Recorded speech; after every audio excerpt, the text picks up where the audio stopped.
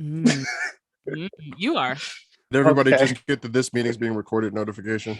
Yes. Yep. Is it also still stuck on everybody else's screen because you can't find the OK button? I'm like zooming in my And the screen. worst is I just turned my speech off. Like, just let me hit. Oh, nope. I No. get twice as many. Oh, there's a got it button. Got it. Okay, I found it. Okay, there we go. Did it. All right. All right. So, welcome to Inspirations Beyond Disabilities. I'm Ezric. He's Jay. She's Shy. And he's Jason. And we have a special guest today. Who wants to do a drum roll? No, I'm not here, by the way. So I'm just producer today. He's just to let executive you know. producer today. I love you all and have a happy whatever that happy is, but enjoy your show. I'm so excited to hear it. Okay, so our special guest is Bella and the goodest girl in STEM, O'Hara, wherever she might be in the, in the house. Over there. They're just sleeping on the floor on a rug. Okay, it's okay. I got this one. I got my pet Rocco by my feet because he obviously can sense that there's another dog on the other side of the screen, apparently. Because that's how it works. Yeah, apparently, like he rarely does this. He's usually in so I have two desk chairs in my house, and Rocco took over one of them because we took his bed away because he loves to get a little too friendly with one of his beds. So now he just sleeps on this desk chair, and for once he's not in his desk chair, he's by my feet. So either he's feeling really mushy or he knows O'Hara's on the other side. Yeah. I don't know where my dog is. I think he's hanging out with his dad. Oh. Okay, so Bella, introduce yourself. Okay. My name's Bella. I am a 22-year-old college student. I really had to think about how old I was for a second. College student. I am a biology major with a music minor. And I have a beautiful yellow lab guide dog from Guiding Eyes for the Blind named O'Hara, who is somehow famously known on the internet as the goodest girl in STEM because of the fact that she went viral for her little lab testing videos where she eats food in her like laboratory safety gear, and everybody loves that, and so does she. So she's like free snacks.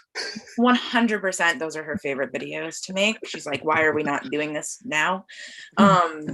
But yeah, that's who I am. I started like losing my vision when I was 6 and was declared blind at the age of 11 to Stargardt's disease, which is a rare juvenile form of macular degeneration. And so it's progressive and it's taking away my vision over time. I love the degenerative eye conditions. I know, aren't they great? Aren't they the best? Will you go fully Yeah, blind? They're fully blind. We'll find out. Who knows? It's amazing, isn't it? Like I got a surgery to hopefully stop it, and apparently it's just slowing it down. It's nice. What I call the gift that keeps on taking. Mm-hmm. Oh yeah. Oh my God. But you know what? At the end of the day, if it comes, it comes. And I'm sure we'll be prepared. And if we're not prepared, we're strong enough to deal with it. We'll be all right. Exactly. We'll be all right. Oh, I'm so excited to talk to you, Miss Bella. You have no clue. I'm like, oh, I love her. I've listened to this podcast for like a really long time, and I'm like, I love them all. I love them all. And then all your content on TikTok, I'm like, yes. And so now this is like a dream come true. So thank you. Oh, yay. So Bella, let me ask you this. When you started out, when you were at the age of 11, did you start out with a cane or did you immediately transition into a guide dog? No, so I actually didn't need to use a cane full time until I was like in high school. Okay. I went to Perkins School for the Blind. So mobility, which for those who don't know is like travel lessons for the blind. Lessons were required by my school. Oh, awesome. So they were like, you might benefit from a cane. I was like, I don't want to use a cane because I'm too cool for that and whatever. But then I ended up getting injured a lot and like twisting my ankle. And I was like, I need a cane. But yeah, bite that bullet. Using it. Yeah, that's always the fun bullet to bite. Everybody, I think, at one point or another goes through that. Like, I'm too cool for school when it comes to like the cane and needing to use the cane. And then you start to realize all the bruises and scratches and all the things that you don't realize where they came from. You just know you've gotten so used to walking into things, it's almost commonplace at that point. Mhm. So yeah. Oh yeah. Listen, I'm not even gonna lie. I used to so I went to a school that actually competes with Perkins, and they gave us like off-campus clearance back in the day to go get lunch or whatever. And the moment I turned that corner out the campus, that cane was going in my pocket. And the worst part was one time, one of the mobility instructors were out walking and she caught me without a cane and was like, I catch you without this again, you're never going to be able to go off campus again. I was like, oh shit. Yeah. Granted, my vision was a little bit better back then. And, like I was smart, my vision is better during, the bright sunny days. So it's not like I was being reckless. One thing I noticed is like when I was first given a cane and told I needed to start using it, and I was like, I'll be all right. I don't need it yet. It was like I thought I had more vision than I did. Like I would be like, I think I'm doing pretty well. Like I remember one time I didn't go to a school for the blind, but I did spend a lot of time at our local lighthouse, which if you don't know, the lighthouse is sort of kind of like a community center for blind people. So they do O&M training. Some of them have where you can get vision exams there and they can like suggest technology for you. Most of them do classes. Mine did a summer camp. So I went to the teen summer camp for the high school age kids. So I remember one time we were walking around with our counselors and I was like, RP says your periphery is going, but I haven't really noticed that. And she's like, I have. She's like, you're definitely losing it. And I'm like, oh, good. That's comforting. Thank you. Just as I was feeling good about myself. Thank you for just yanking the rug from underneath me. Yeah, she's like, no, you definitely. And I'm like, oh, okay. For me, I got my cane when I was like 8 years old in like second grade or whatever. And I was in a public school at the time. And one thing I've noticed that when you're in a public school setting and you have all these like, CCTV, a cane, it's fascinating to everybody else. I had a CCTV fall on me because of two kids arguing over who gets to help me with it. Okay. But how big was your CCTV though? Oh, it was the big body ones. The ones that almost look like the bubble TVs. Yeah. And had a whole desk for me at my public school when I went. That was like just for my CCTV. And they're like, this is where the blind girl sits with Yes. Yep, I had that. Same, I had that. Same. I had the giant so it was a two-parter. It was the screen, which was like a humpback screen, like the old school, like desktop monitor screen. Yes. And then it had like the huge tray that would take up an entire table that like lit up, but like I was considered cool because mine like changed colors. So like you could have your that's fancy right there, Jay. Green writing, red writing, blue writing, black writing. It was like, oh my God, the funniest thing is when they love putting stuff underneath the screen and watching it change colors. And I'm like, bro, get over it. Yes. You know what though? I couldn't get over it because me and my brother, because my brother has the same condition I do. Me and my brother, we would act like our action figures were on TV. So like we would lay them underneath the tray and like interview them. Like we would do dumb stuff like that because like you have to have fun with it. Otherwise, what's the point? Like I'm not just going to read with this. You gave it to a kid with an active imagination. What were you expecting? For real. That is a fact. You know what? He's not lying. That's funny. I didn't get mine until high school. So my vision didn't really start changing. I've told this story so many times. Regular listeners are like, yeah, we know. But it didn't start changing until my junior year of high school. So I only had to experience that using technology in school thing for 2 years or for a year, technically for my senior year.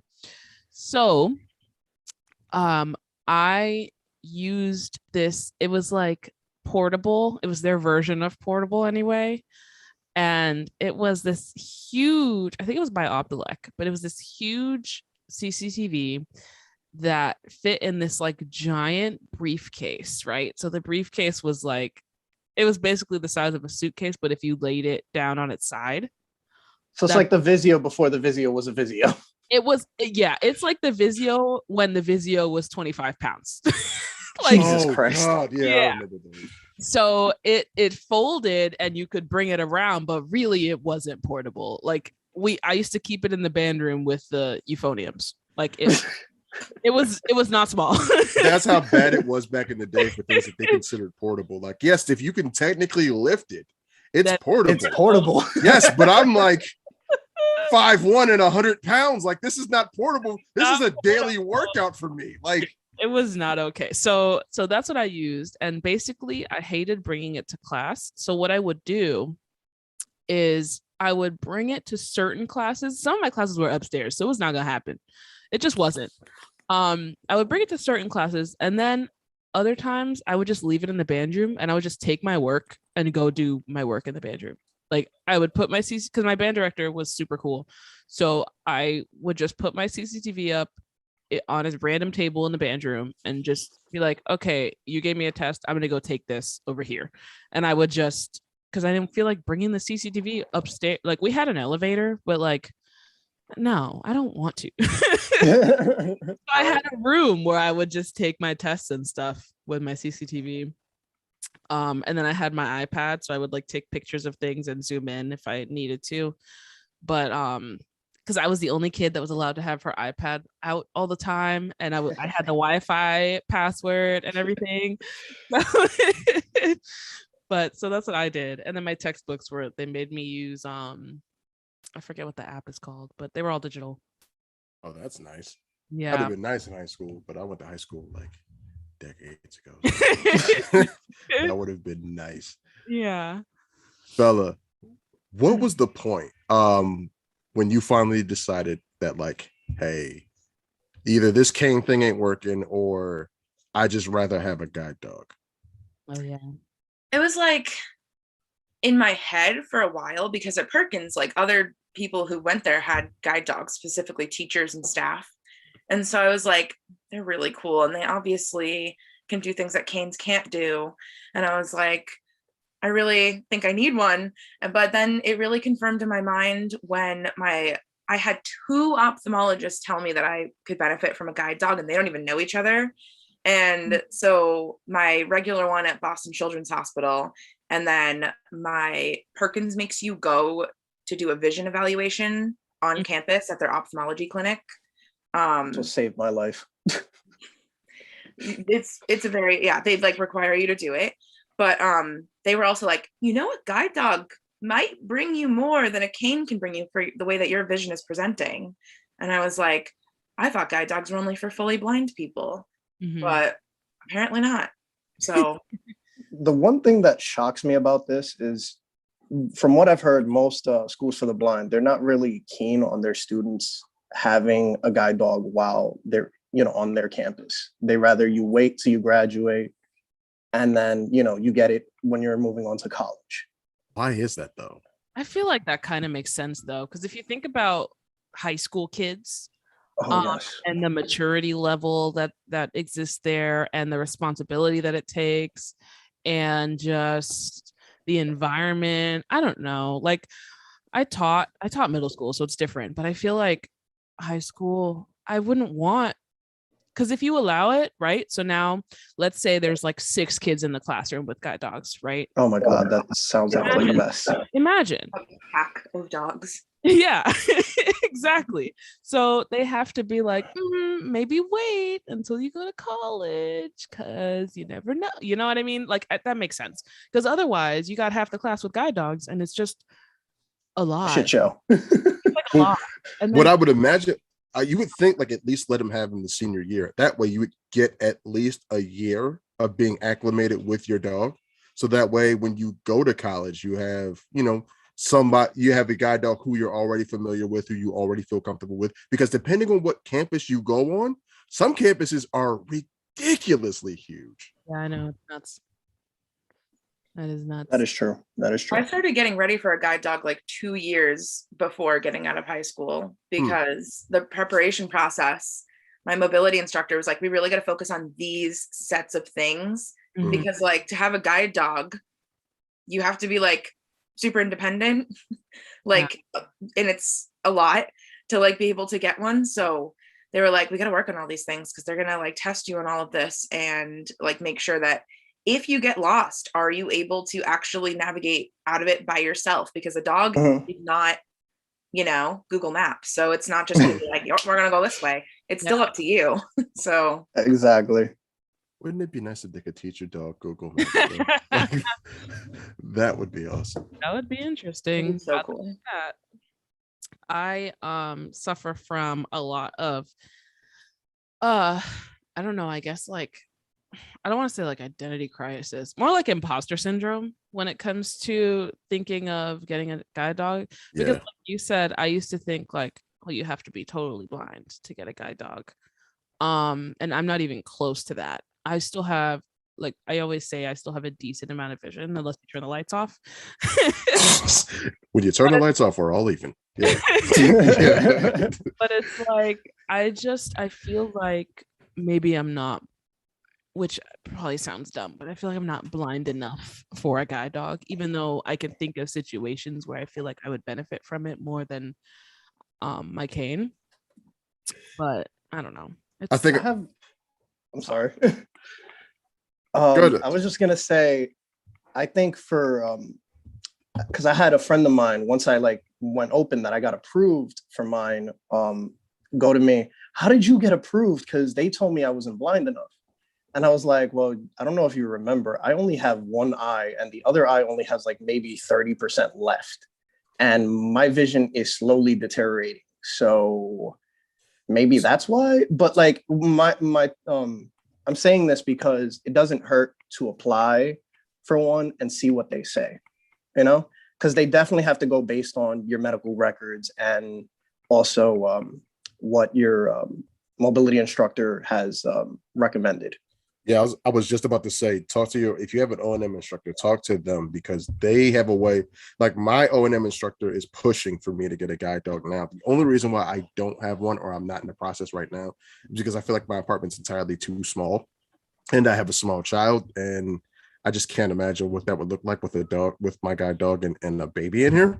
So when we move in about a year or so, I plan on trying to get in on the guide dog track because I too at times feel like I have more than what's needed for a guide dog. But then I also remember when you travel in unfamiliar areas, like it feels like you have a lot more than you have if you're always in a comfortable area. But if the second you're in an unfamiliar area, reality kicks in with what you have. And it's like, man, maybe that dog would be a lot better than this cane because like Ezra, I remember you did a video talking about carrying a backup cane because what happens if your cane snaps or your cane breaks or you're in an area that you're not sure of and your cane is just like useless. Like it just feels like it's useless. So I actually have a video coming out on that situation. So stay tuned, people. But yeah, I definitely get what you mean. Like it's the simple fact that you never know what could happen. And I think Bella can second this, but I feel like a dog also helps mitigate some of that anxiety too. I would say 100% because like when you are in that situation, it's like you have another set of eyes, another living creature with you rather than just your cane. So definitely. And then also I would say like research, because we were talking about the I'm not blind enough thing.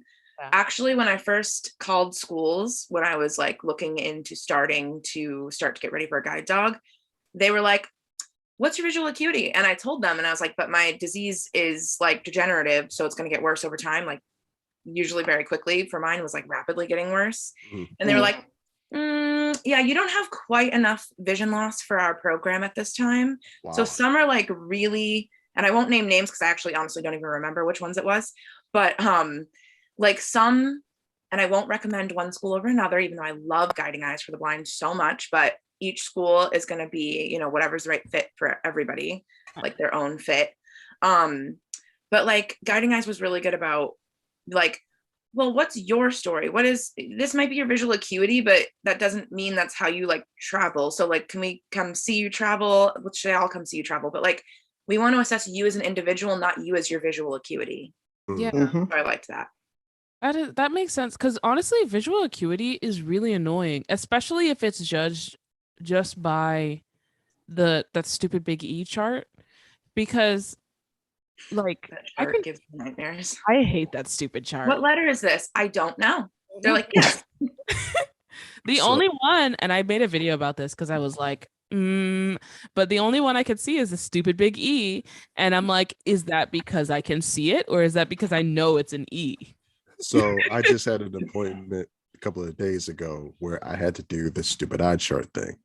And it was like, what's the first letter? E. They were like, no. I'm like, what do you mean no? They're like, no. We realized that you guys started memorizing it, so we changed the first letter. And I walked up on it. I walked all the way up on it. It was an A. I'm like, oh, y'all suck. Like, this is, I have to memorize a whole new chart now. I need someone to do that because I don't know, to this day, I have no idea if I can actually see the E or if I just know it's an E. I have no clue. For me, they realized I can't even do that, so they pull out the little book and then they measure it from your face. Yeah, that's the other thing. I like that method a little bit better. I can't stand it because they're like, hold this to where you're comfortable reading. Ma'am, I have a screen reader. I don't read anymore. Like hold this to where I'm comfortable, pull out my phone and like try to scan it. Like that's how comfortable I am. But like, yeah, there are some things that need to change about that process, that whole process. To this day, I feel like my acuity is not accurate because they say 2400 in one eye, 2500 in the, or whatever the heck they say. I don't remember. I know my left eye's worse, but I'm like, that's based on this stupid chart. And I know that, like, I don't know. It's so confusing. I don't know if any of you are like this, but my ophthalmologist is like, this is your visual acuity today, but tomorrow. I was just gonna say that. Like everybody has their good days and their bad days. 100%. Like, yeah, you know, there's days where I'll go to the eye doctor and my nystagmus is just on 100 to the point where I really can't focus on these letters. But you know, I'll come in another day and I'm like, all right, let's go, let's do this. But like, I think the stupid thing for me is like on days like that, like where it's really, really bad, I'll cancel an eye doctor appointment when I'm like, those are the days you should probably go in the most. Yeah. I use it because like on those days, I don't feel like leaving the house at all. Like, I don't care what's going on. Like, I just don't want to be bothered because there's like, even if you're getting a ride, right? Mm-hmm. There's still the walk from your house or your apartment to the ride, and you don't know what's in between it. And it's just like on those days, your anxiety is on like 100, and like if you hear people outside, and like it's just a lot. So like on those days, I like to stay in the house. So let me ask you, in that vein, Bella, do you have days that are better and worse? And if so, how much more of a guide dog? How much more? Sorry, I'm trying to talk over Jaws. Hold on one second. That was me doing my final presentations at school. I had voiceover on in my ears. And I was like, and I just kept saying during the presentation because it was at like 100%. Yeah. Oh my God, that's the worst. That's so funny. Sorry, it literally just stopped reading. Like that is for those of you that are unaware, if you use voiceover or talkback or Jaws or narrator, whatever you use, if you have on a pair of headphones, any type of screen reader, if you have on a pair of headphones and you're talking and that thing starts talking, imagine trying to talk over another human being that's constantly in your ear. Oh my God. The worst is when I'm filming a TikTok and I get notifications and voiceover just wants to tell you I'm like, shut up. You fucked up my train of thought. Let me give you a little inside baseball. If you ever just see me and stutter in the middle of a video, I didn't lose my place. Talkback started talking. And now I'm trying to complete a thought. And I'm like, this is already the 6th time I've recorded this thing. Like it's so much fun. But the clips of me screaming because it doesn't go well. I just like I'm like, ah! Start over. I love that. One day we should all post our like stupid like screaming cut edit. I'm down for that. I think that'd be so funny. Bro, we all have them. I have to say a controversial topic about talkback and TikTok, and I just want to gauge your guys' opinion on this. I'm getting kind of annoyed hearing people's voiceovers when they're recording. Like it's you know, I get it. Some people, you know, don't have headphones or whatever, but it's something so simple to just get a pair of headphones and put it in. Like, are you talking about like when you hear like creative video at the beginning of a TikTok? Yeah, like it's just like it takes 5 seconds. Edit it out yourself. Yeah, you can clip it out. Exactly. Yeah, you can actually clip that. Because I know for mine, you'll never hear it because A, I'm wearing headphones, and B, when I'm like not wearing headphones, I'll just, because they give you the adjust clips feature, except for in Stitches. Yeah, you can't. Stitches, you can no longer, for some reason, you can no longer adjust those, which stinks. But like, other than that, yeah, I mean, it's one of those things because some people just like point shoot. There's no editing, and they just post. Which I'm not mad at it. Like I get it. You know, it's just it kind of gets irritating when you're like scrolling and you hear create a video, and you're like, it just takes 5 seconds to put on some headphones. 100%. And what about the new text-to-speech voices that TikTok's offering, like Chewbacca and stuff? I'm like, that defeats the entire purpose of accessibility. It's literally it's a thing that everybody uses now. Yeah. Chewbacca, and it's like not even the actual words that's on the screen. Yeah, because it's just Chewbacca sounds. And then they're like, how do you use your phone? I'm like, check your text-to-speech setting on TikTok. Like, what do you mean? How do I use my phone? I just tell people to refer to their last 3 or 4 videos because I guarantee you it's in at least one of those. I need to pin one of the because I did a couple of videos just screen recording reading comments with voiceover. I need to just pin those. That's what I do. No, they'll still ask you. They'll still ask I know because they will, but I just go refer to my pinned videos. Yeah, that's all I do. I'm like, it's right there. You don't even have to scroll through anything. Yeah. The worst is when you're in somebody's live and you're actually having a conversation with that person and somebody else in the live goes, well, if you're blind, how are you on here? And I'm like, I got so heated, and it was because I was talking to somebody about, you know, how hard it is for us to find work because this person is he's like a big time he works for TikTok and he talks about job recruiting and stuff like that. So, you know, I got mad and I was like, Google it. You know, like legitimately Google how blind people use smartphones. Okay, right? So here's the downside of Google. Yeah, I just sometimes that answer that they find is not something you want them to stick with. If you Google how do blind people and just space and just look at how many things people have asked. Oh my god, it's crazy. It's ridiculous. Wait, you just out. I was gonna do a video on that because it's so funny. It is the stuff of legend sometimes. You should still do that video, Shy. Please do. Because there are some, if you look at, sometimes the search terms are bad. The search results though are not much better. Like you would think it'd be like, here has a couple of educated, you know, well thought, evidence-based articles that will show you exactly how this goes. No, not at all. Sometimes it will be a Reddit post. And save yourself and your mental health.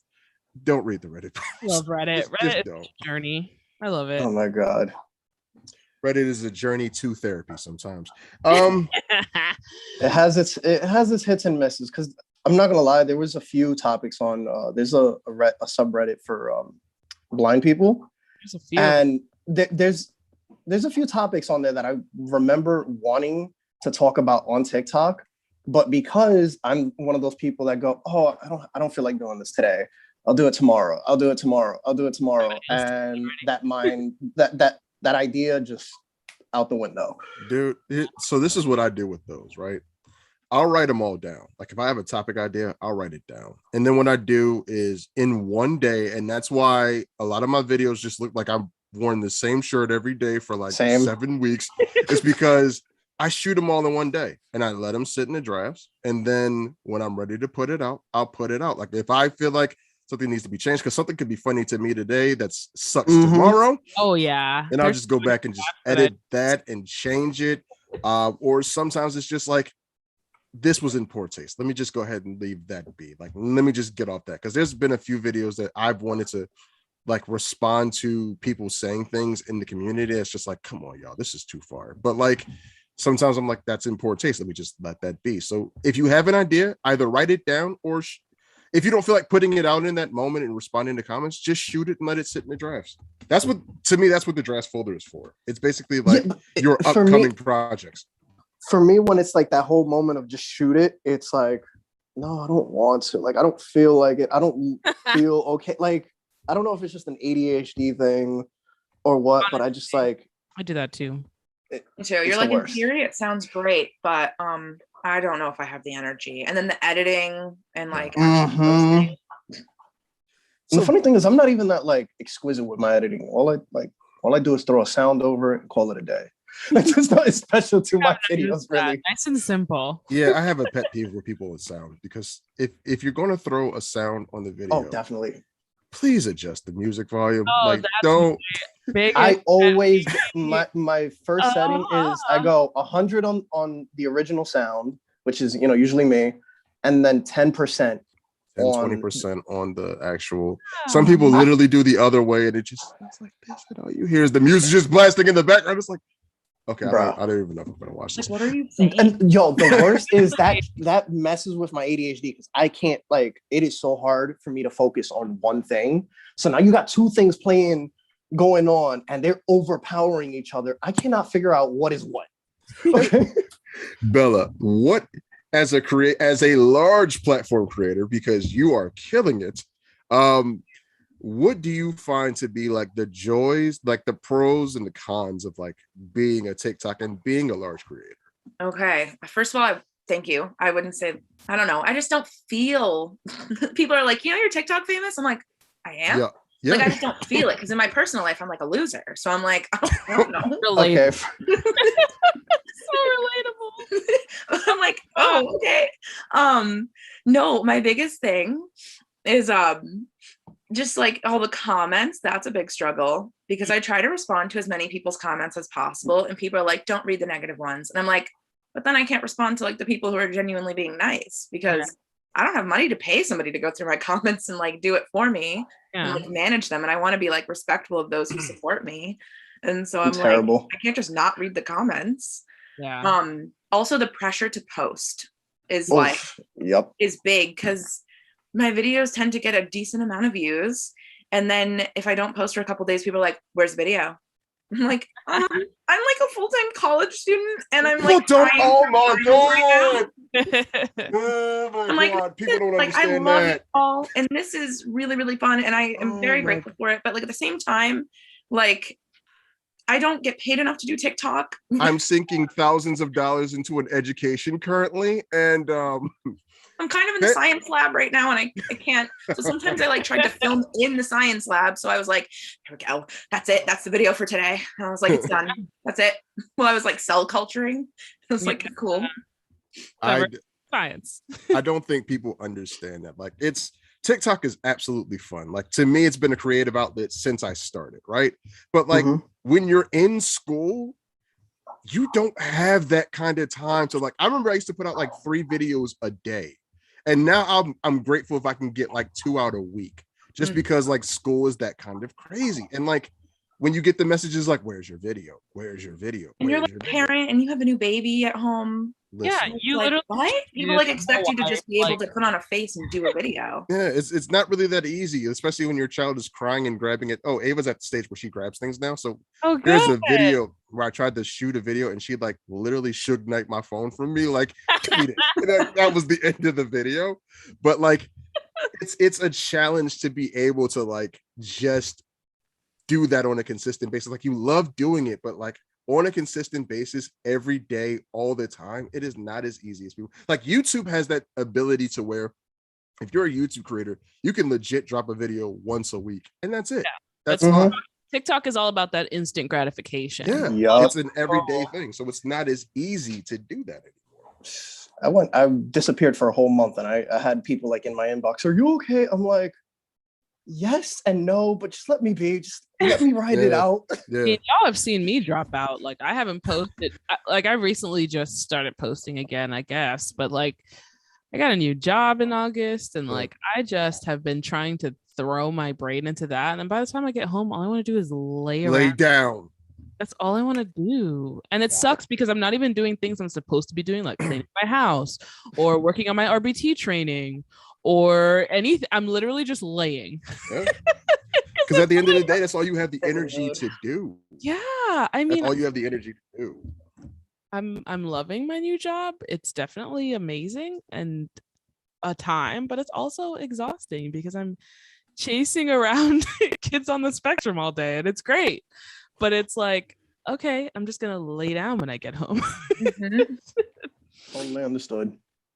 But yeah, I want to take it back to the bad vision days thing because we kind of got sidetracked. Okay. Does anyone notice that my bad vision days are usually on like overcast days? Anybody notice that? Like cloudy days? I think there's a video trending right now that's like, is your vision worse on rainy and cloudy days? And ironically, today is one of those days. And I went to the gas station and I came out the gas station and it was like a struggle just to see. And I couldn't tell if it was like my glasses were fogged up or if it was just the world around me fogged up, you know? Yeah. And I was just like, I'm so over this. So here's why I say RP is a spectrum. Even like we say blindness is a spectrum, to me, RP is a spectrum. Oh, yeah. I thrive on overcast days. I struggle on sunny days because, especially depending on like if you're walking into the sun or like if it's I knew he was gonna say that. Earlier this year, like when I first started like my internship, I would take the bus to work. But because I would have to cross the street and then cross back like one of the busiest streets in Philadelphia, Broad Street, to get home, I would walk home. And like when I walked home, I was like, it was as the sun was setting. So like the sun was like smack in your face, like as you're walking home. And that made it so difficult to walk home. So like sunny days are the worst. Overcast, because it's not too bright, but it's not too dark either. I feel like it kind of puts me on not even ground with other people, but like it's not as bad seeing to come home. So like I prefer overcast days. Like, but if it's dark, no, forget that. I get the most floaters on overcast days. I also prefer overcast, but also snowy days are no go for me because the glare. Oh, it's beautiful, but the glare, everything's a whitewash, and I'm just like, wow. Like, what is this? Because I can't see anything. So for me, it's not even the snow. It's not even the glare. It's the fact that, in New York City, majority of the streets are pretty good. But I moved to the outer boroughs, and on my block there's a lot of brownstones. So the owners of those buildings actually have to maintain their own sidewalks. And I just had this one neighbor when I first moved out here that refused to shovel his sidewalk and just would love to wait till the sun would come and melt it away. Which that was Texas. Don't ever do that, because you just create more issues because it becomes ice. Mm-hmm. So that's literally the motto of Texas. Like when it snowed in Texas, when I used to live in Texas, the motto for them was whatever God put down, God will pick up. And like that was legitimately like nobody shoveled anything. So like your whole walk, like I don't know if you have the same annoyance with like leaves in the fall, like whenever it's just imagine a block of that, just there's no like feedback whatsoever but leaves, like so you can't tell if there's like manhole covers or anything like that. Like that's Texas. Like there's snow everywhere. They don't shovel it, they don't move it aside, you have to wait for it to melt. And sometimes because they don't believe in using rock salt at all, they use sand. So because of that, it can take like days for even like the smallest amount of snow to melt away. Guys, guide dogs with leaves. That's a benefit. You just reminded me, because like, how like with your cane, as you said, Jay, you were like, can't feel feedback. Yeah. Guide dogs, they know where they're going, so you don't have to worry about it. Oh, that's same with the snow. Mm-hmm. I live in Florida, so show off. She's like, what is weather? Okay. For me and Jay, she's not really showing off because we have more mobility than she does. Okay, let's just be real. Really? No, is your public transit system that good down there, Shay? Trash. It's trash. Garbo, the worst thing in the world. Okay. All right. It's garbage. I rest my case. It's garbage. It's honestly the worst thing ever. We have buses. We surely do. We have buses. However, do they run? I mean, like they exist. They're there. They're definitely there. They run sometimes. The way the bus routes are built are stupid. The way the bus stops are like how far apart the bus stops are stupid. Here in Central Florida, I'm noticing it's a little bit better than South Florida was because I just moved to Orlando. So it's slightly better. Also, I got approved for Orlando paratransit, which took like a month. Thank God. That's dope. I just got approved for Philly paratransit too, by the way. Hey, I gotta reapply for mine. They So what? You weren't using it already, Jay? No. It was because it was from walking home and like walking into the sun. I was like, the hell with this. Like there has to be a better way. And I got approved for paratransit in the span of a weekend, which is my O&M instructor was like, that was a miracle. That's insane. Yeah, because Philly's turnaround time is 3 months. That's and I got approved in a weekend. Turnaround time. Yeah, I submitted mine on a Thursday, and they were calling me like that Tuesday to be like, "Hey, you want to come pick up your CCT card?" I'm like, "I'm sorry, what?" My excuse. So, got mine. I'm excited because now, like that's just I lived on paratransit in South Florida. It's how I got to work every day. It was my main source of transportation because it was $7 for a round trip. So it's like way cheaper than an Uber. Yeah, definitely. It would take me like $25 to get to work every day if I took Uber. Yeah. But yeah, so I finally hooked up with paratransit here, which is great. Bella, did they do paratransit out in Boston? We do. In my area, it's specifically called the Ride. So it's a part of the T system. It's interesting. It's an all-day event. So it's an all-day you have to, if you are going, let's say 45 minutes away, you really have to plan your whole day instead of just, getting in an Uber or Lyft, because they can take hours and hours and hours. I one time waited in a parking lot in a ride vehicle with O'Hara in the middle of summer with no air conditioning on in the car. Oh, wow. Waiting for what they call a transfer for another person to, get dropped off by a different van so that they could get on our van. So it's different territories. And they were like, yeah, we're just going to sit here and wait for them. And I'm like, it's been 2 hours. And they're like, yeah, we just got to wait. We're their transfer. So you can literally, a 45-minute trip took me 4 to 5 hours. Wow. Right. Wow. Yeah. Well, thank God mine wasn't that bad because they were late all the time picking me up. Oh, yeah. But nothing like that. That's disgusting. 45. I'm going to tell you why they do this, because this is a common occurrence with all paratransit. And it's because the drivers that they hire are paid, by the mile as a cab driver would. And they know that, because it's a government contract, they, it's whatever. They're not going to really look into how shitty and how useless their drivers are.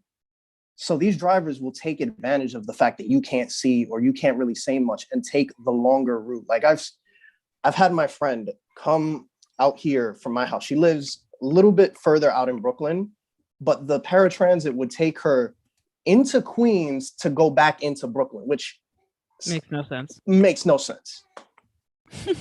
It's just to rack up the miles so that they could get paid more. And, because it doesn't make a difference to us. We're still paying $275. But that's the thing for Philly. Like SEPTA is not government contracted. SEPTA is actually privately owned, and they still do that same thing. Well, believe it or not, they do. As far as like paratransits and stuff like that, they still get like government kickbacks because of the fact that they're helping us out. Yeah, of course. So that's kind of why. It's not because it's like, government run. It's that it's government assisted. I know that the South Florida, the Broward County, which was TOPS, it was like 2 different programs that were government contracted, like by the state, and everything, but they got paid hourly. So they didn't take the longer route per se intentionally. They just, I think the way the scheduling is run down there is just stupid. So sometimes they're just ridiculously late, or sometimes they'll drive you past your destination to go get someone else and then go back to which is not the driver's fault because they have to follow the manifest.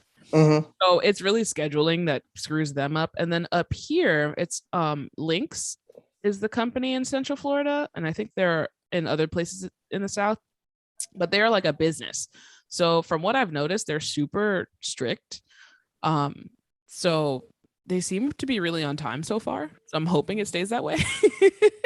Because I don't know if they're government contracted, but they're like a business and they care about their shit. So they even will like dock you for no shows and stuff. Like if you're no, that's the worst. Out here, they'll dock you for no shows and they won't even show up. I've had moments where I'm standing there waiting and they'll report me as a no-show, and I actually had to take the train, and I was like, are you freaking serious? Oh, you're supposed to call them and be like, no, your driver. Oh no, I did, and they were like, oh well, you could take a cab and we'll reimburse you for the receipt.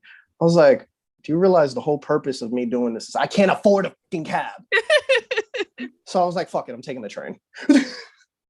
Paratransit, but I'm grateful for it because it's just so much cheaper, and when it works, it works. They actually revoked mine recently for something really stupid. So out here, they to kind of mitigate the fact that not everybody needs paratransit, and they realized the cost of paratransit, you know, shipping people around for the cost of a subway fare isn't really the most ideal. So what they did to mitigate some of that is they gave us some of us these Metro cards that would have like 4 free rides a day. Oh yeah, they do that here too. It's not buses, but still. And what happened was, I would always constantly pick up my ex-girlfriend from the train station. And legally, I can swipe her because technically she is my personal care assistant the moment I, pick her up, right?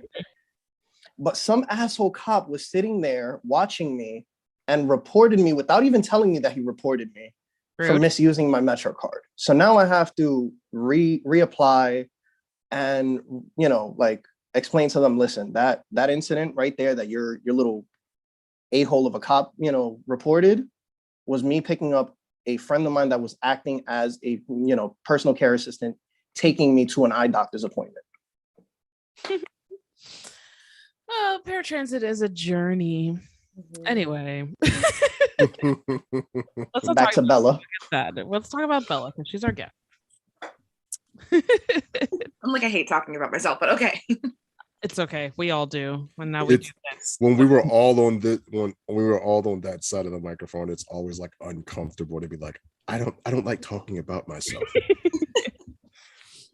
But you know what, to make it easier, let's talk about like your, the Guiding Eyes journey that I, am gonna have to face, but the one that you've already went through. Okay. So I applied to Guiding Eyes. I forget. I think it was it was definitely 2017. And they were the second guide dog school that I officially applied to. The first one said no because I had too much vision. So fun. They are located out of Yorktown Heights, New York. That's their main campus for training. Mm-hmm. But I applied to them. It was like a few month process for me. It's different for everyone. I've heard like it being longer, shorter. It really just depends on their scheduling, your scheduling, their availability of dogs at the time, and like a bunch of different factors. So yeah, they're a nonprofit out of Yorktown Heights, New York. And I applied to them. You have to fill out paper application, or you can do the online one, but it's like very detailed about your disabilities and about your vision. And then you give one if you have a mobility instructor at the time. I did. So I had to give one to my mobility instructor. That's also lengthy and like very detailed. Ophthalmologist, if you have a therapist at the time, primary care doctor, you have to give it to. Then Guiding Eyes calls you, goes over literally everything that everybody said and what you said and more. And then that's like an hour-long phone call. They're like, we're gonna have somebody come out and do a home visit, send a field representative out. They're just gonna watch you walk and like sit down and talk to you about the responsibility of having a dog, because yeah, it's a cute fluffy friend, but like also expensive and like time consuming and it's like a lot of things. So and they give them for free, which is great because I don't have she would have been $50,000 exactly, which is nuts. But yeah, that's why they're a nonprofit. It's like really, really cool and people donate and stuff. Then they came out that I did that home visit. Then I talked to their program nurse because I was going to do a 3-week training on campus, their on-campus training. And what else did I do? I had to get a tuberculosis test and updated physical. Yep. And then wait for the decision. And they're like, well, the next meeting actually ended up being right after I finished that. So that was lucky for me. Oh, cool. But then the news is we have a dog for you, which is like, oh my gosh, yes, they said yes. But we can't put you into a class until next year, like a year from now. So, Yep. Yes, a lot of times for like a year or more. You're like, oh my God, I can't contain the excitement. And it's like, you're just constantly thinking about it for like the entire year. That was my experience. And then I went to train with them for like 3 weeks, and I have never wanted to stay somewhere more in my life. Like I would live. I would literally live. I was like, my family was calling me on this like 3-week thing, and it's like a big deal getting a guide dog. Like they're like, are you having a good time? Like, yeah, actually cannot talk to you right now. I'm having the best time of my life. Hung up on them, and I was like, gotta go. Don't have time. So fun. That's amazing. Got me even more excited now. Thanks. Sorry, my bad, but it's worth it. I have a question. Mm-hmm. So I know that when you're applying and stuff and they watch you walk around and blah, blah, blah, I know that they want you to be super independent, right? You got to have your mobility skills down packed because you can't fully depend on the dog all the time and all that shit. Mm-hmm. So what kind of things are they looking for when they do that? Like, okay. So the walk part, when they meet you, they are looking for, because if people don't know, Guiding Eyes is a pre-matched program. So like they'll match you to one of their dogs that they think will best fit you on paper. Mm-hmm. However, that was not the case for me in person, because the dog that I walked with, that I was matched with on paper, is not O'Hara. So they still will have you work with other dogs if the dog that they thought might work wasn't going to work out. Yeah. But they just want to make sure that they're going to have a dog at least to try. Mm-hmm. Instead of you just showing up and there not being any dog. That would be good for you. Yeah. They're looking for personality of you, because they want to match that to the dog. For me, I'm a very shy, introverted person. So they gave me a very outgoing dog, mm-hmm. because they wanted to counterbalance and they wanted her to bring me out of my shell a little bit more. So they purposely did it. Yeah. They watch walking speed, walking stride, because every dog has their own comfortable walking speed that they want to work at. It can be slowed down or sped up, but there's like a general walking speed that they want to walk at. Mm-hmm. It usually matches yours. They're checking for like literally so many different things, but they're like trying to check for all the matching process. And they just want to make sure that like your cane skills are fine, and that like whatever, they're basically just testing your mobility skills. But I just want to make sure you know where you're going and how to get there before they pair you with somebody. 100%. Yeah. Which it's funny that you bring this up, because what really put me off from getting a guide dog for a long time was, two things. One being, when I was in high school, they took a trip out to Guiding Eyes, and they did the whole thing where they did a Juno walk and figured out your walking speed, and they temporarily paired you with a dog to see how you felt walking with a dog. And the dog that they paired me with was this big yellow lab that just was super overwhelming with the way they were walking me. Like, it didn't even feel like I was walking with it. It felt like it was just walking me. Like, my arm was just up and down, up and down. I was like, this is not for me. And then to add insult to injury, I'm one of those people that if I see a packed subway car and I'm in a rush, I'm squeezing my ass on there. Mm-hmm. So my thought process is, now with this extra huge body, I have to sit and wait until one comes that I actually fit on. Mm-hmm. But now with this pandemic, I realized I have to suck it up. And the beauty of having a guide dog is it's going to give me the space that I need, because I really do not like being in crowded environments.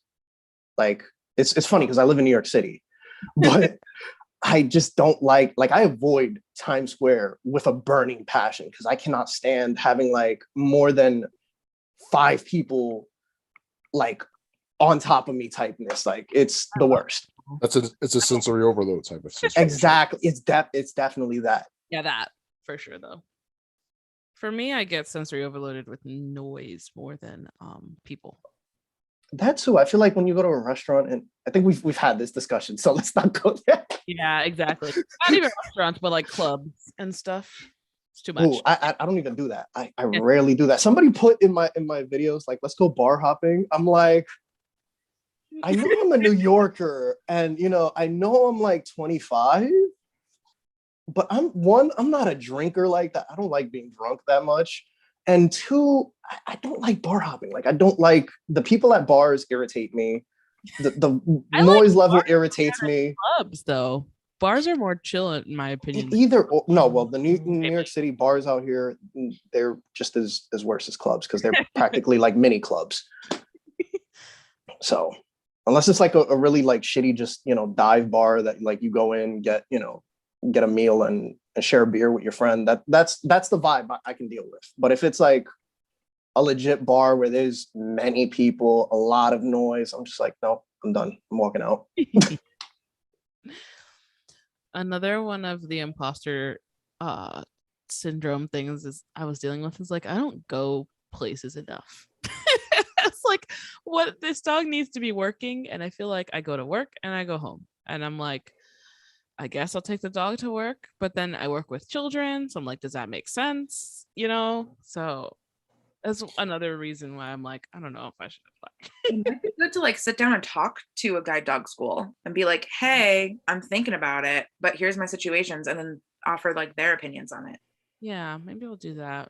Because I know some people who work with kids who have guide dogs. So I think it just depends. Yeah. Maybe they'll give you a dog that's like less, because every dog has their own distraction thing. Because they're super, super well trained, but you can't train a dog out of a dog. Yeah. So like O'Hara's she loves other dogs. To a point where sometimes it will make her lose focus for like a few seconds. Mm-hmm. Some of them are people dog, like they love people. Yeah. So they might just give you like a less people-y loving dog, which would be nice if I had that, because O'Hara loves people too. And I'm like, I don't love people. I love people. I love people when they're friendly and not so overbearing. I like meeting new people, but once I decide I don't like you, I'll just move on. But like in general, I enjoy meeting new people. My favorite is like out here in New York City, they see me walking with my cane, and sometimes you get that one person that stops you and goes, how do you do it? And like they'll have like a full conversation with you. And I love those because you're educating someone. They're not just sitting there watching you and making like, like their own opinions. Or filming you. You guys have been filmed. Oh my God. I've been filmed. I'm waiting till I find the TikTok where somebody's, look at this blind man use his phone. And I'm like, yeah. I've been filmed quite when me, Kate, Elisa, and Brittany went to South Beach, we got filmed every single night. I'm sorry, they filmed you? Yeah, they filmed us. We were walking, like we would leave our hotel to go out because we were right on Ocean Drive, so like all the bars and restaurants and other hotels are like all within walking distance. We did that on purpose because obviously we can't drive. So we would get all dressed up and leave the hotel and just start walking, figure out where, maybe we'll walk into this bar, maybe we'll go to this restaurant. Like we didn't have a plan. We would just walk around until we found somewhere we wanted to go. And literally as soon as we started walking, it would be people. Oh, wow. Look at y'all all blind. Who are you guys? They're like, what's going on? What do you need those sticks for? And then people would have like their phones out because Kate had, I think she had just had her, no, it was before that. But she has better night vision out of the rest of us. So she would be like, they're filming us. Like they literally have their phones out. And we're like, oh, good. That's great. I love the question, what do you need this stick for? Like there are so many answers I've given. Fencing. Yes. Fencing. Someone asked us if we were in a sorority or because they do the step with the kids. Listen, I would have said yes. It just broke down and started stepping terribly. We totally said yes. We were like, yeah, the sorority of the blind, sisters of the blind or whatever. We were like, yeah, of course we're in a sorority. That makes sense. It's so stupid. That was a fun trip. It was very interesting. We happened to go the weekend of the South Beach Food and Wine Festival. So that's why there were so many people like walking around at night. We didn't know. That was not intentional. That's what's always fun when you think you're going somewhere nice and quiet, and then you realize it's like the weekend of like Mardi Gras or something like that. It's just like, I mean, I know South Beach is never quiet, but we weren't expecting that. Like that was a lot. We just got lucky, I guess, or unlucky. So Bella, for you, we always hear the pros of like, having a guide dog and choosing a guide dog. Have you experienced any cons in having a guide dog? Yeah. One of them is the fact that, well, she can technically go most places with me. There's like, except for sterile environments and like some religious places can say no. But Really? yeah, religious places have the right to say no. They don't have to, but they can say no, like churches and stuff. And they can't get in trouble for it. But like operating rooms, burn units, places that are like sterile, like that, culinary kitchens, they all, guide dogs, like service dogs and whatever, are not allowed in there. For obvious reasons, that makes sense. That makes sense. But like, one of the things about is people always like would stare at me with my cane, but I get a lot more stares with a dog. And a lot more commentary about me openly in front of me as if I'm not there. Oh, that's Oh my gosh, look at the cute dog. Look at them walking together. Like I exist. Hello, I can hear you. So that's awkward. Con, can't fold the guide dog up and put them away. So it's kind of there. I used to hide my blindness by folding my cane up and putting it away. Like no hiding blindness with a guide dog. It is there. It is out in the open. So like that, and also the fact that like I was in college. I never really went to a college party ever because it's not really my thing. But if I did, like you can't. Even though I could bring a guide dog, why would I to a college party? Yeah. Like, what am I gonna do with my dog? Or as you guys said, like if I were to go bar hopping, like what am I gonna do with my dog? Yeah. Because do you want to put your dog in that situation? Like concerts, like things like that too. Yeah. All that loud. It's a lot easier just to fold up and put your cane away. So in that sense, yeah. And like Uber and Lyft, a lot easier because less chance of getting denied. And yeah, that's my biggest fear. But then again, like I've realized if I'm having my guide dog, all I'm using is a subway. F that. I just imagine trying to go to a party with a guide dog and just hearing who let the dogs out as you and your guide dog walk in. It's just like that whole my family would do experience. I know people who are that kind of like petty that would literally do that. But like do that for jokes because they know I would laugh. Yeah. But like I have a problem with Uber. Well, I have a problem with obviously besides sterile units and like, things like that. Like I understand those and why you can't bring, service animals in there. But like everybody else, I kind of have a problem with not being able to bring a guide dog in because what is the alternative? Like, especially in places that are like dimly lit and like, I'm sorry, just for me and a cane, like my cane is about as useless as my eyes in certain dim lit spots, like dim lit restaurants, like dim lit churches. Like we might as well just stand here. Like my seat is right here at this door. Stand here. Yeah, I'm gonna just stand here. Like, are you security today? Yes, I am. I am the worst security you will ever have. But like, it just doesn't make sense to me. Why denying, like, especially in an Uber or a Lyft? Like, this is not my pet. They're not educated. This is not. It's uneducated. It's ignorance. That's the word. Pets. Yeah, that's the problem. I think that because they see pets like jumping on the seats and like destroying things, that's what your dog's gonna do. And like, I don't want fur in my car. Okay, my dog sits at my feet on the floor, so just vacuum out the car tomorrow. Literally, it's not on your seats. They're not going to be on your seat in the car. They're going to be at my feet. And then they're like, "Oh, well, I'm allergic," which is like, lies. Okay, you open a window. Truth, but also it's so easy to lie about too. Yeah. So at the same time, allergies under the Americans with Disabilities Act is not a reason to deny a service dog. Like you can't. I like the fact that you took the high road and went to the ADA. Fear's not a reason either. I like the fact that you took the high road and went to the ADA because I've seen somebody deny a guide dog and it's just like, I'm allergic to guide dogs. And I'm thinking like, but that wig looks like it's made out of the same fur. It's like, he was allergic to dogs and I didn't even know that. And he's like, hold on, I gotta go wash my hands because I'm breaking out. And I'm like, what do you mean? And this is like after like a year of knowing him, he's like, oh, I'm highly allergic to dogs, but like, am I gonna say no to your dog? No. That's awesome. You take like medication and usually that mitigates it. That's awesome. Yeah, I've had discussions about the whole denied access thing with guide dogs with denied access. I feel like I've been working in my job for years now. I'm using I'm using DBA terms. I'm struggling not to sound like a therapist right now, so I'm with you, Sean. It's fine. So yeah, like denying access for guide dogs, I get really, really heated about it. And I've had this discussion with sighted people. I've had this discussion with cane users where they're like, well, I don't know, it's a dog. Like, I totally get it. Like, sometimes you don't want them in your car, sometimes you don't want, and I'm like, it does not matter what anyone wants. And that's from other blind people. I've had this discussion. But there's a reason why.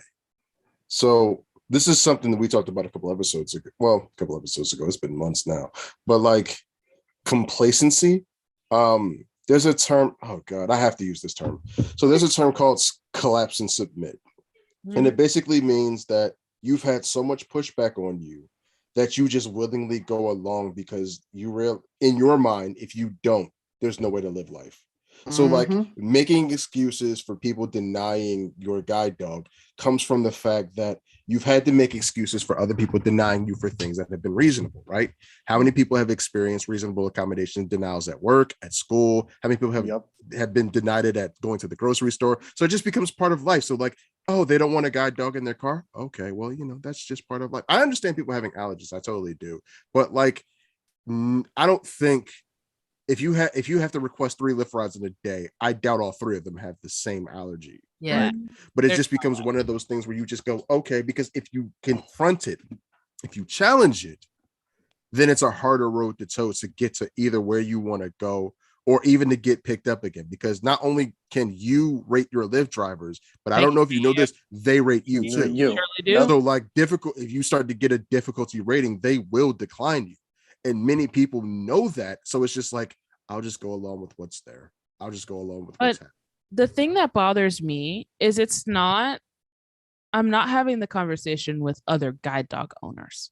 I'm having the conversation with cane owners, cane users like you, me, and Ezra, who are like, well, I mean, I get it. Like, they don't want the dog there. Like, sometimes you just got to take that. And I'm like, no, that's not how the ADA works. That's like them saying you can't have your cane with you. Yeah. I'm like, they're medical equipment under the law. So it's like, you can't have your wheelchair, can't have your cane.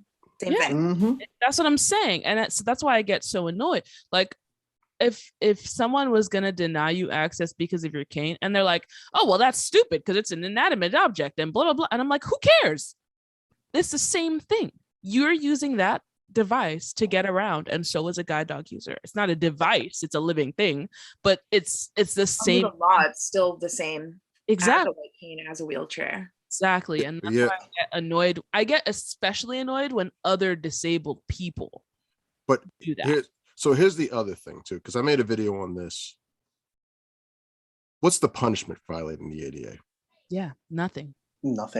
Unless there's a punishment, but like it's supposed to be a fine. It's a fine. And for many people, like, because it's not going to get reported, because really how well is the ADA enforced? And B, because even if it's enforced, so say like you go into a store and they deny you, like you go into a big box store like Walmart, Target, or whatever. The fine for them, I did the math on it and I cannot remember it, but basically it's less than the cost of what one store makes in one day. So like it'd be like, Ezra, if you made $100 in a day, the fine is like $7. It's not even a slap on the wrist. Exactly. It's like, okay, we're gonna do it again because we have billions of dollars. So. Right. So because it's really like there's no real penalty to it. Why would I be afraid to deny you? Because what are you going to do? What are you going to say? That and the other thing is, I don't think many people know how to make claims. Yeah. You know what I mean? You know what I mean? Like for me, one thing that I really regret I should have made a claim was I had a professor had the nerve to tell me, because I kept trying. I was like, hey, the note taker that I have is really, pointless. She's not doing, she's barely doing her job because she's handwriting all these notes. And then when the Office of Disability transcribes them, all I get is the person's name at the top, which I'm not even supposed to know, which I found hilarious. But I went to this professor and I was like, listen, is there any way that, I can get these notes handed to me? I can get, you could give me what you're putting on the board as a PowerPoint so I could follow along. is there any professor that's teaching this class with PowerPoints? She was like, no. She was like, she had the nerve to tell me that I couldn't make it in the business world because I couldn't accommodate. I was like, no, you can't accommodate. That's the issue. Yeah, you definitely should have reported. Did you tell your schools? I did, but my school, the college that I was going to at the time, there is some shiftiness going on at that Office of Disabilities. The coordinator there, I'm not going to put her on blast, but I swear to God, something tells me she's embezzling. But so you have more than just an ADA claim. That's actually a straight out lawsuit. You 100%. They crossed in that statement. You've crossed into so many levels of discrimination. You could have have a building in your name at that point because there. Oh God. Sorry. Funny thing was, I had a professor. I think 2 years later at a different university. I was taking biology, which we can talk on how Bella manages to do biology. Holy crap. But this professor, I sat down. I would often, go to her office hours, and we would go over some of the stuff because she would love to put images in a lot of exams. Mm-hmm. And I kept telling her, I cannot see these images well enough. She's like, oh, well, have them describe it to you at the office. I'm like, yeah, these are people that don't know what you're teaching.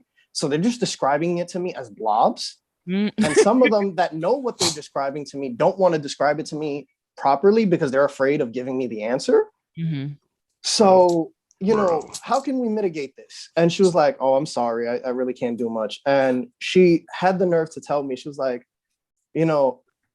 I don't think I could work with students, that are like worse off than you, like real serious learning disabilities, like hard of hearing.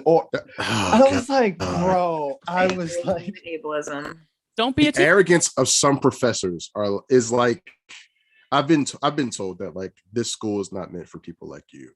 Okay, fine. Wow. Like there's stuff like that kind of like, and Bella, I am curious too about biology because I know there's a lot of things, a lot of variables that go into like working in the biology field, and I'm curious, like, what has accommodations been like for you in school? Without increment, like without, no, it's like it's interesting because it's different for everybody because of like the whole vision being a spectrum. Yeah. So kind of me and my professor, my cell bio professor, kind of called it extra sciencing the science. Mm-hmm. So it's like you have to figure out what works. So it's a science experiment in itself, basically. So you might get wiki sticks, which are those little wax sticks that you can like bend together that kids like to play with at like restaurants and stuff. But like you can get wiki sticks and like mark beakers depending on the vision, so you can see when the like whatever you're putting in it is at the right level. You can put food coloring if it's not going to change the whole thing into the actual liquids. Like there's a bunch of different stuff that you can do.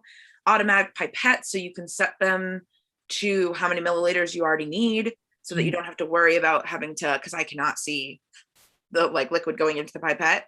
Mm-hmm. So it can just automatically do it and stop when you're at that level. There's like setting up your workspace really comes in handy. So when I was in the cell culture hood, it was like my pipette gun is on the left. My empty cell plates are on my, like, I motioned to the right when I said left. That's why I got confused for a second. It's fine. Where are they? Like, this is on this side. My cell media is like here. And so like you have to like organize everything in a way, kind of like what I do before I go like cooking. Blind schools will teach you to organize. Yeah. Before cooking and put things on trays and like make sure you have all your ingredients. It's kind of like that, but like in a laboratory. Mm-hmm. And the fun thing about science is you're usually working with a partner anyways, or there's always usually somebody around.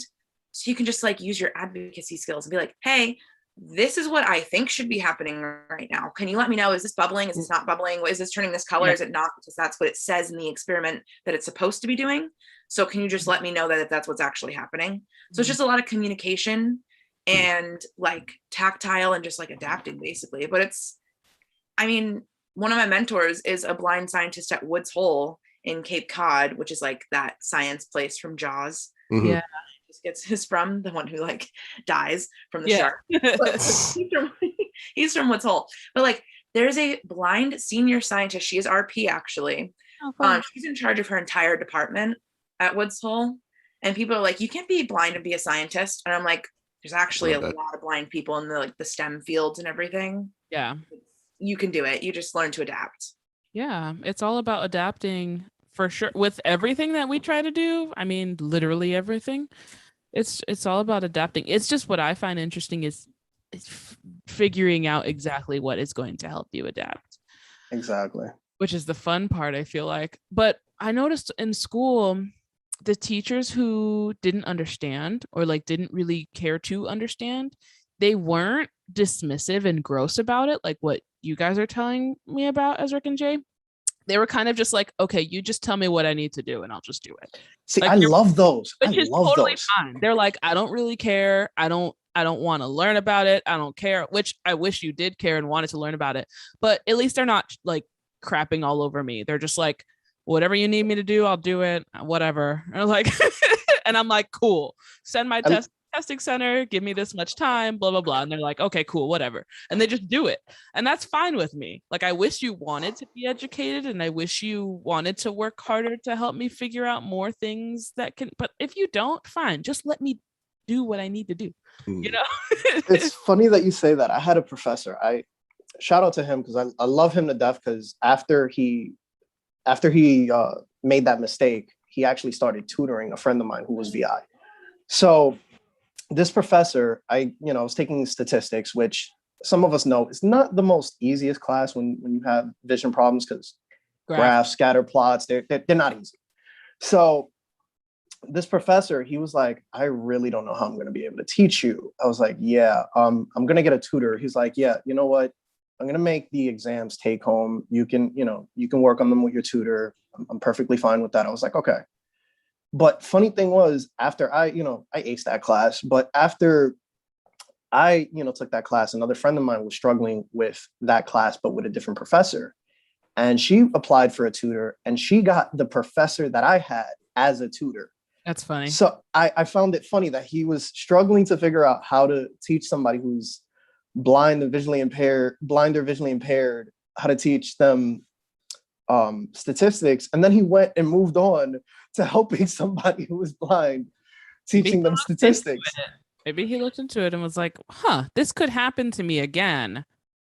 Maybe I should. Well, it's gonna happen. That school is actually, they have a school is tied with a certain organization that provides students that go there with scholarships for going to that school, and I think it's like 10 others on the list. Mm-hmm. But yeah, so yeah. I'm sure he knows that eventually he was going to be, tasked with that. But I think he's retired now. He's pretty up there in his years. Yeah, adapting is super important in everything we do. Like I'm working on my RBT certification right now, which is a registered behavioral technician is what RBT means, right? I always get it wrong. But as an RBT, I would be collecting data all day based on the kids' behaviors and stuff. Mm-hmm. And at work, they do that. They have the data sheets for the kids and they're on a clipboard, and you just take data and then you hand that clipboard off to the next person. So because you switch shifts with the kid, you're not working with the same kid all day. Mm-hmm. So what I have been trying to figure out, even though I'm not even certified yet, I'm not even doing it yet, but I've been trying to figure out, like, how am I going to take data? Because I know that if I get my certification, that's pretty much the main part is collecting data on the kids' behaviors. So it's like, so I've already been trying to figure out. So I'm like, I'll probably just like have to scan the data sheet if I'm switching shift with someone and do it on my iPad with like my Apple Pencil, and then probably just print it out, stick it on the clipboard for the next person. So it's going to be a different process for me and not as quick and simple, but it's like already thinking about accommodations for myself and adapting things for myself, because as much as we want people to think about that, it's kind of our jobs because people don't know. They don't know what to do. Exactly. They don't know what's going to help you because they don't know what you can see.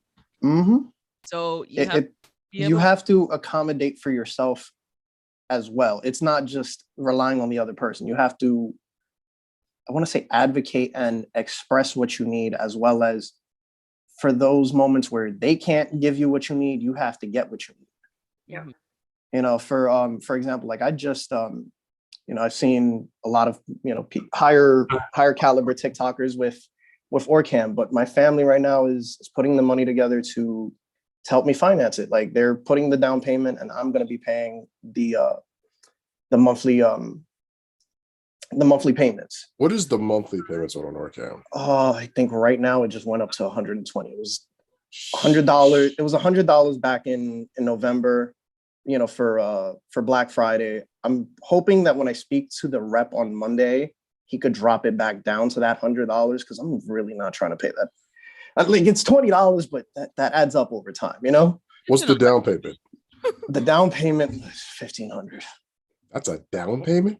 Yeah, because it's $1,500 and $100 a month for 2 years. it's like $3,000, isn't it? Yeah. It's 300. It's 3,700 right now. Yeah, and that's on sale. Seeing AI on my phone, because it doesn't do exactly everything, but it does mostly everything that the Orcam can do, just not like super specific like the Orcam. Yeah, and like, Seeing AI is free. Yeah, Seeing AI is free, and you can just call Opera, which first 5 minutes is free, or just Be My Eyes. So I'd rather just do that. Yeah. Which the funny thing is, so when I was speaking to the rep, he was like telling me, you know, that the organizations out here, some of them have been providing their clients with Orcam. So I reached out to my my New York State Commission for the Blind counselor, and I was like, listen, you know, I'm trying, you know, my family's, you know, planning on putting the down payment down. Is there any assistance that you guys can provide? And she was like, oh, we've given a few of those devices to people, but there are people that actually need it specifically for work. And she gave me two examples. Yeah. One was somebody who's a chef and needs it to read like recipes and read labels. And then the other person was somebody who I think she said like a superintendent of a building, and they had to work adjusting a big boiler without getting too close to it. Yeah. So what I was going to say is, when it comes to things like your disability services or your state's, whatever your state's thing is called, like mine is the what is it? Division of Blind Services is Florida. So they will buy you, at least here, and I'm pretty sure most of them, their whole purpose is to get blind people in the workforce. That's all of these, every state that has one of these services, that's their whole job.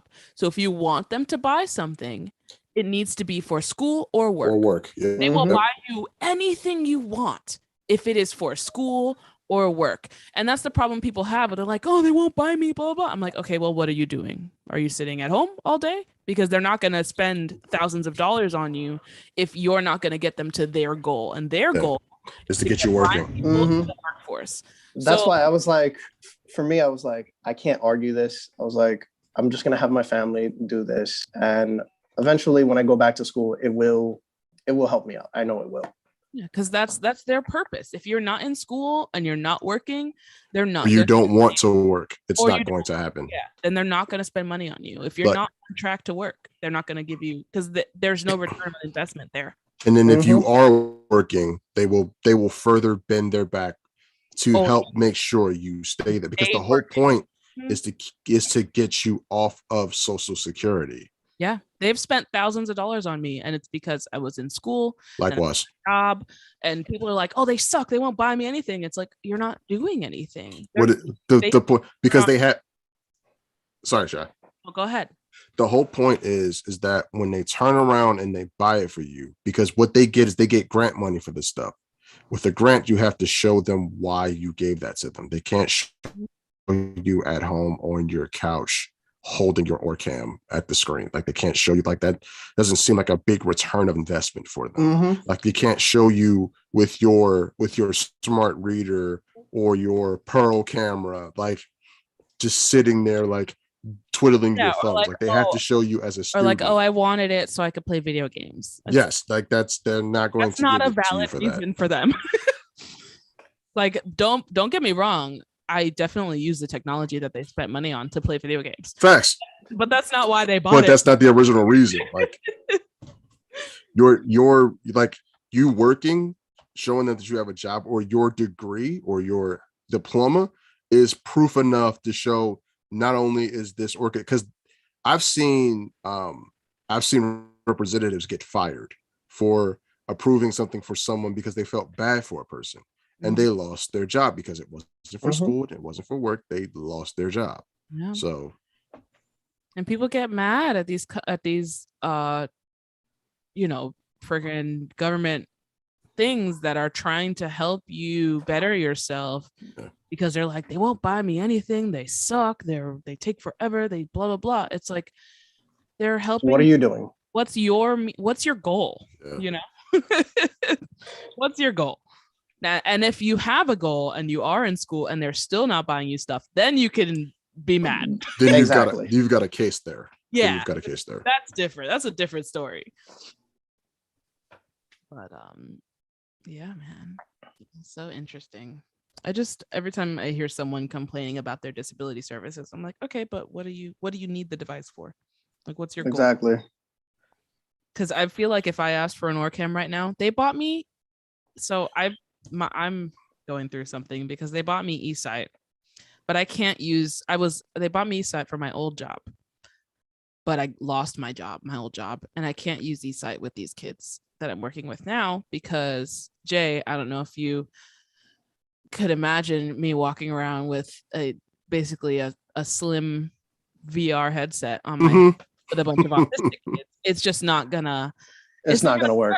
It's too distracting for them. Even taking out my handheld is distracting. I have a Pebble, which is even that is distracting for them. I use it because it's easy for me to redirect them. But if I was wearing this big thing on my head, I wouldn't get anything done with those kids. It's just not feasible. But I feel bad because it's very expensive and they bought it for me. But now I can't use it at work. I can use it in my personal life, but I can't use it at work. They've already justified it though. They've already, as they've seen you on your old job with it, for them it's justified, it's done and it's dusted. So like that's why they won't ever kick back on it, I don't think. Yeah, no, they won't ask for it back or anything, but it makes me nervous to ask for I think the OrCam would benefit me more because it's more low profile. OrCam would benefit every blind person, I think, in my opinion, like in the work or school setting. I think it's something that would definitely benefit for me, like even daily life setting, because how many of us, go into, find ourselves shopping online for just groceries because of the simple fact that going into a store and occasionally, having the struggle of like, hey, can you have somebody help me do my shopping? It's, one, you feel like you're a burden. And two, it's, frustrating when they're like, oh, well, we're short staffed, or, oh, let me get somebody. And they take a good 15, 20 minutes just to grab somebody from the back. Or you live in the hood, the answer is always hell no. Yeah, exactly. So what I've been doing lately when I go to the gas station or the grocery store or whatever, I'll FaceTime a friend that I'm struggling here with my cane in my hand, the phone in the other, all the things that I'm shopping with in like my chest area. And it's like seeing AI. Oh my God. Huh? I usually use Seeing AI when I shop. No, but even that, oh my God. I was trying to use Seeing AI just to read a lean cuisine earlier. And I was like, I was done. I was so done. I was over. Here's the thing though. Like I advocate for Seeing AI if that's all you have. But imagine being in a store where your hands are full. Yeah, that's my point. That's exactly. You've got your cane in one hand, and I know for me, I don't. Yeah, it sucks.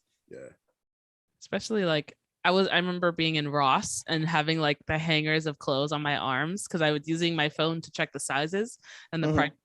So I'd be like, cane is falling over in the aisle, and like, and my phone in one hand. I almost tripped a lady because it's a time. It's a lot of fun.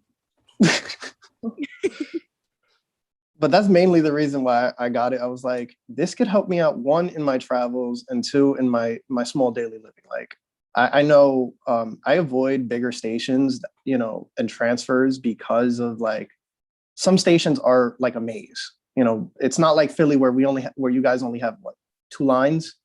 No, we got more than 2 lines. We've got way more than 2 lines. The trolleys don't count. Okay. No, we've got more than 2. We've got more than 2 lines. I have shitty, But, you know. but the point that I'm trying to make is like, it would benefit me to be able to like look up, have the OrCam read the sign that's telling me, okay, the E train is to the left. Okay. Now I can actually follow where everybody else is, you know, headed. I just want it for work. I just want it to, when I sit down to do a worksheet with a kid, I can just look at it. That's really what I want, because it's very annoying for me I have to ask the kid to give me the worksheet. I have to take out my phone. I have to read the worksheet, and then I have to give it back to the kid. And then every time they write down an answer, I have to take the worksheet back and check it and then give it back. And then like, it's frustrating. And then because of, you know, I was just going to say that. Yeah. All their varying functioning levels, some of them don't get it. They don't know what I'm doing. Like they understand that I'm asking for the paper, I'm taking it, but they don't know, like, is she taking it because my answer is wrong? Is she taking it because I did something wrong? Like, I want my paper because I'm supposed to be doing work. Like the kid, and then I have like kids getting agitated or like, so I know that it would benefit this job specifically. I don't even, because in my personal life, I'm fine just using my phone. I really don't care. It's cheaper. I already have it. But for this job, I know for a fact that it would help me more. I just haven't asked because I feel bad because they just bought me eSight, and eSight's like 10 grand. So Jesus really Christ. Bad. Yeah, I feel really bad. Anyway. Great. I hope they give it to you though. I probably will. I just feel shitty because, like I said, eSight's really expensive, and now I'm not using it at work. You know? It's like, the sad thing is, I'm pretty sure you couldn't even like, that's the worst thing with some of this equipment. You're stuck with it and you can't like, how hard is it to resell a braille note, resell a Pebble or eSight? Because like now with OrCam out, eSight is basically useless. I mean, I don't know. Well, they've always been out at the same, they came out around the same time, I feel like. No, I don't know. I'm not sure. Don't ask me. I have a question for Miss Bella. Do you, when you got O'Hara, first of all, do you have any family members who did not like dogs? Because that's a thing, or like didn't want dogs around them. I wouldn't say like didn't like dogs, but my brother has been terrified of larger dogs since he was like a little kid because he got nipped on the ankles by a herding dog in Ireland. So he's always had fear of dogs because he was like 6 at the time or something like that. So he was actually a little scared of O'Hara when she first came home, but he put that aside because he knew that I needed her. Yeah. And he knew all the training and stuff that she would have, that she would never ever hurt him ever. Yeah. So he actually has been able to get over his fear a bit of dogs and is obviously not scared of her like at all. Like they snuggle together all the time and like they're best friends. So it's like the sweetest thing ever. But no, I never really had family members because we have a pet dog, but she's a small dog. She's a Jack Russell mix. But no, I never really had family members that like were against it or scared of, like not scared, but not okay with me getting a guide dog. Yeah, I have extended family that like are very like old school Hispanic Caribbean, where they're like dogs belong outside. Like they don't like but dogs. I can't put my dog outside. Yeah, but it's like, okay, but if you invite me over for dinner, I'm gonna bring, and I have a guide dog, the guide dog is coming with me. Like that's what's happening. So it's like, I don't know, it's just interesting to think of how the people in your life will respond to it. Because like Joe is my boyfriend, he's like pushing for me. He's like, you should totally get one. Like he really wants me to apply. But then I have people like my mom who like has allergies. It doesn't like dogs in the house. And it's like, if I go visit her, I have my guide dog. Like, so I think about that sometimes, but I don't know. It's interesting. I'm actually glad you brought up like visiting family, because I actually do have a question for Bella. So one thing I do very often, and I put it down on my sheet, is that I travel to Providence to visit my father, visit my aunt, my uncle, my brothers. And, you know, how is O'Hara on, I want to say like a Greyhound bus, if you've ever put her through that? Like long drives. Long drives. She did a long drive to upstate New York, like the Ithaca area, which is actually where she was raised. Weird enough, because my dad grew up there and we've been going there like every year. So it was just kind of a cute little coincidence that anywhere on the East Coast that she could have been raised, it was right in that town that my dad grew up in. So it's really cool. So now we just make seeing her puppy raisers an annual thing. Oh, I love that. It's the best. It's the best. It's amazing. She did fine. They're fine. They're trained to do that. I think it would depend on the length of the trip too. So if I were to go to, where's a good place? I don't know, take a long flight, I would probably more likely do a connecting flight rather than a straight flight, just because you want to be able to, like, if it's too long, you want to be able to, she needs breaks, go to the bathroom. Yeah, exactly. Like that. But this was like a 5.5-hour car ride. We only stopped like once and she was 100% okay. Okay. And they stay settled. They might get a little antsy because, like, laying for a while, so they might stand up, and then you just have to tell them to lay back down, and then they're all good. Okay. Can I ask a question? Oh, go ahead. Sure. I've seen some TikToks where you talk about people actually reaching down and touching your dog and like recognizing your dog, and this is a real opportunity to like maybe expand on that a little bit. Like, why are they doing it and why shouldn't they do it, kind of thing? Okay. One of the big things I hear, this happens to all different types of service dogs, but for me specifically, one of the things I hear all the time is, you can touch the dog, she won't be able to see you doing it. And people do like walk by pets where they reach down, and my brother would be like, they just touched your dog. Like if I'm with him or somebody, because they just gently pet her while she walks by. The reason you can't pet service dogs while they're working without permission is because service dogs are trained to mitigate the disability of somebody who's disabled from that disability. So what they're trained to do is perform tasks or work that is going to literally lessen that person's disability. For example, most people don't have to think about walking into a room and how am I going to find a chair, like in the middle of public. My dog finds the chair for me, but that's a task that most people wouldn't have to like think about. Like, how am I going to get to a seat? Where is the seat? Where's the door? Stuff like that. And my dog's doing that for me actively while we're out in public. So the reason why it's so important to not interact with them at all, talking to them, making kissy sounds, petting them, direct eye contact with them for a prolonged amount of time, is because you're literally putting that person's life in danger, because their dog is their medical equipment in this case. However, sometimes I personally, every handler is different, choose to let people pet her sometimes if they ask and if it's safe for us. Like if we're just sitting, like, because O'Hara's tasks don't require, most of them, like we could just be sitting there. She's still observing things around, so she's still working, but it's not like she's actively guiding me. So, but I still require people to ask or whatever, because it's like, it puts my life at risk. And I don't want to, like, if she gets one interaction like that, who's to say she's not going to seek it out from people? She's going to think it's okay. Start seeking it out. Maybe there's a pothole. She misses the pothole. I twist my ankle because she was so excited by somebody trying to get her to come over to them. Like, you can really put people and their lives, and the dog's life too, and training, at severe risk by interacting with the dog without asking. Some handlers will say, yeah, you can pet my dog, or yeah, you can whatever, if you ask. Some say no, but like, who are you to put somebody else's life at risk like that?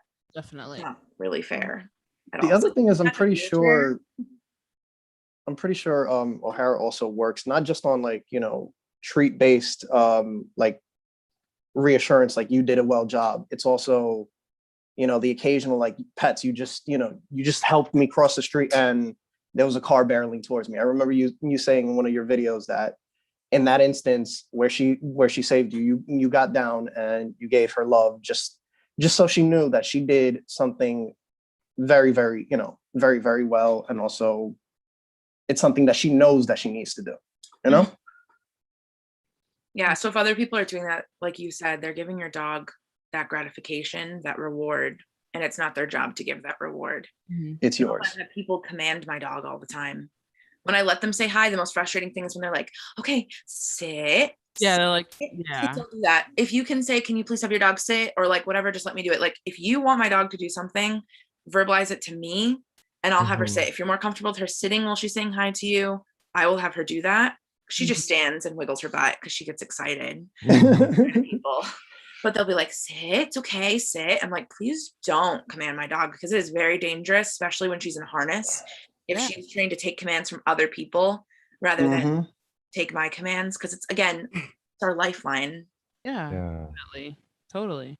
It's your eyes. So it's like putting their fingers all over your glasses and just smearing them, right? Pretty much. Oh gosh. So I have one really good question, and it's because I live in a very dog-centric neighborhood. Like, legitimately, I find myself stopping Rocco from pulling me into other dogs because of how excited he gets when he sees another dog, or apparently just a person that he thinks I want to be friendly with, which 9 times out of 10, they don't want to be friendly with him. Sounds like a little sweet boy. He sounds like a little happy boy. He's sweet in his own right, but he's more playfully aggressive is what I call it.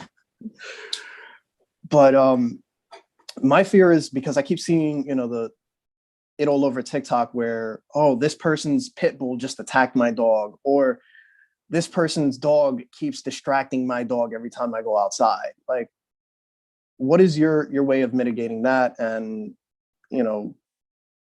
have you have had interactions like that? Yeah, I remember I was leaving, like, one of the most familiar interactions that I can remember right now is when I was walking back from class couple years ago with O'Hara from college. It's like the middle of a thunderstorm. It was nighttime.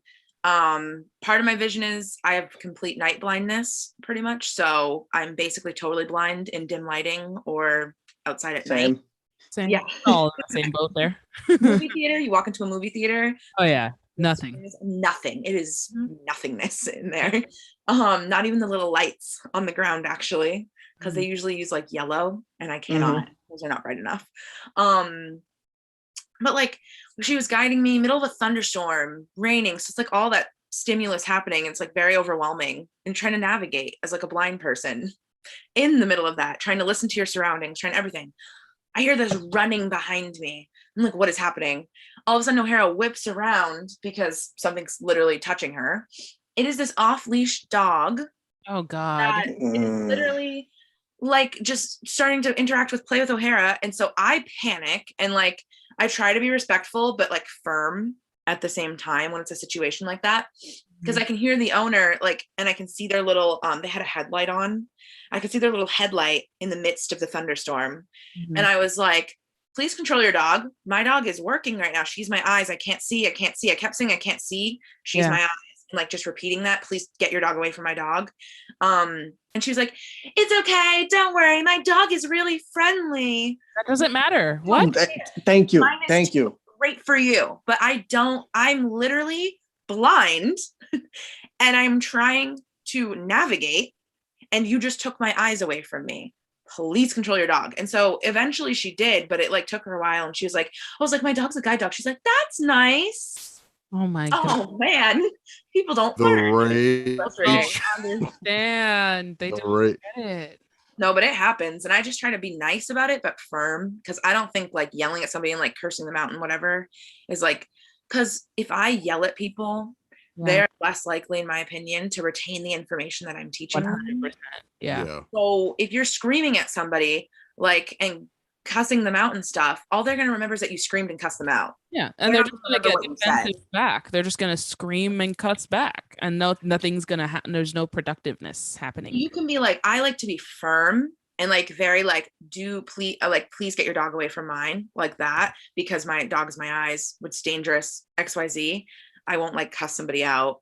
I know some people who will, but I don't believe in that, because I don't think they're going to actually like learn that it's not an okay thing to do if you're just screaming at them. That's all they're going to remember, is just screaming, not what you said. Definitely. So. I have a 100% pet peeve with people who walk their dogs off leash regardless. I have such a good dog. Like, Max is great. He's so cute. And he's like amazing, very well trained. Like, Joe did a great job training him, because Joe already had Max when I started dating him. So he's just a really good dog.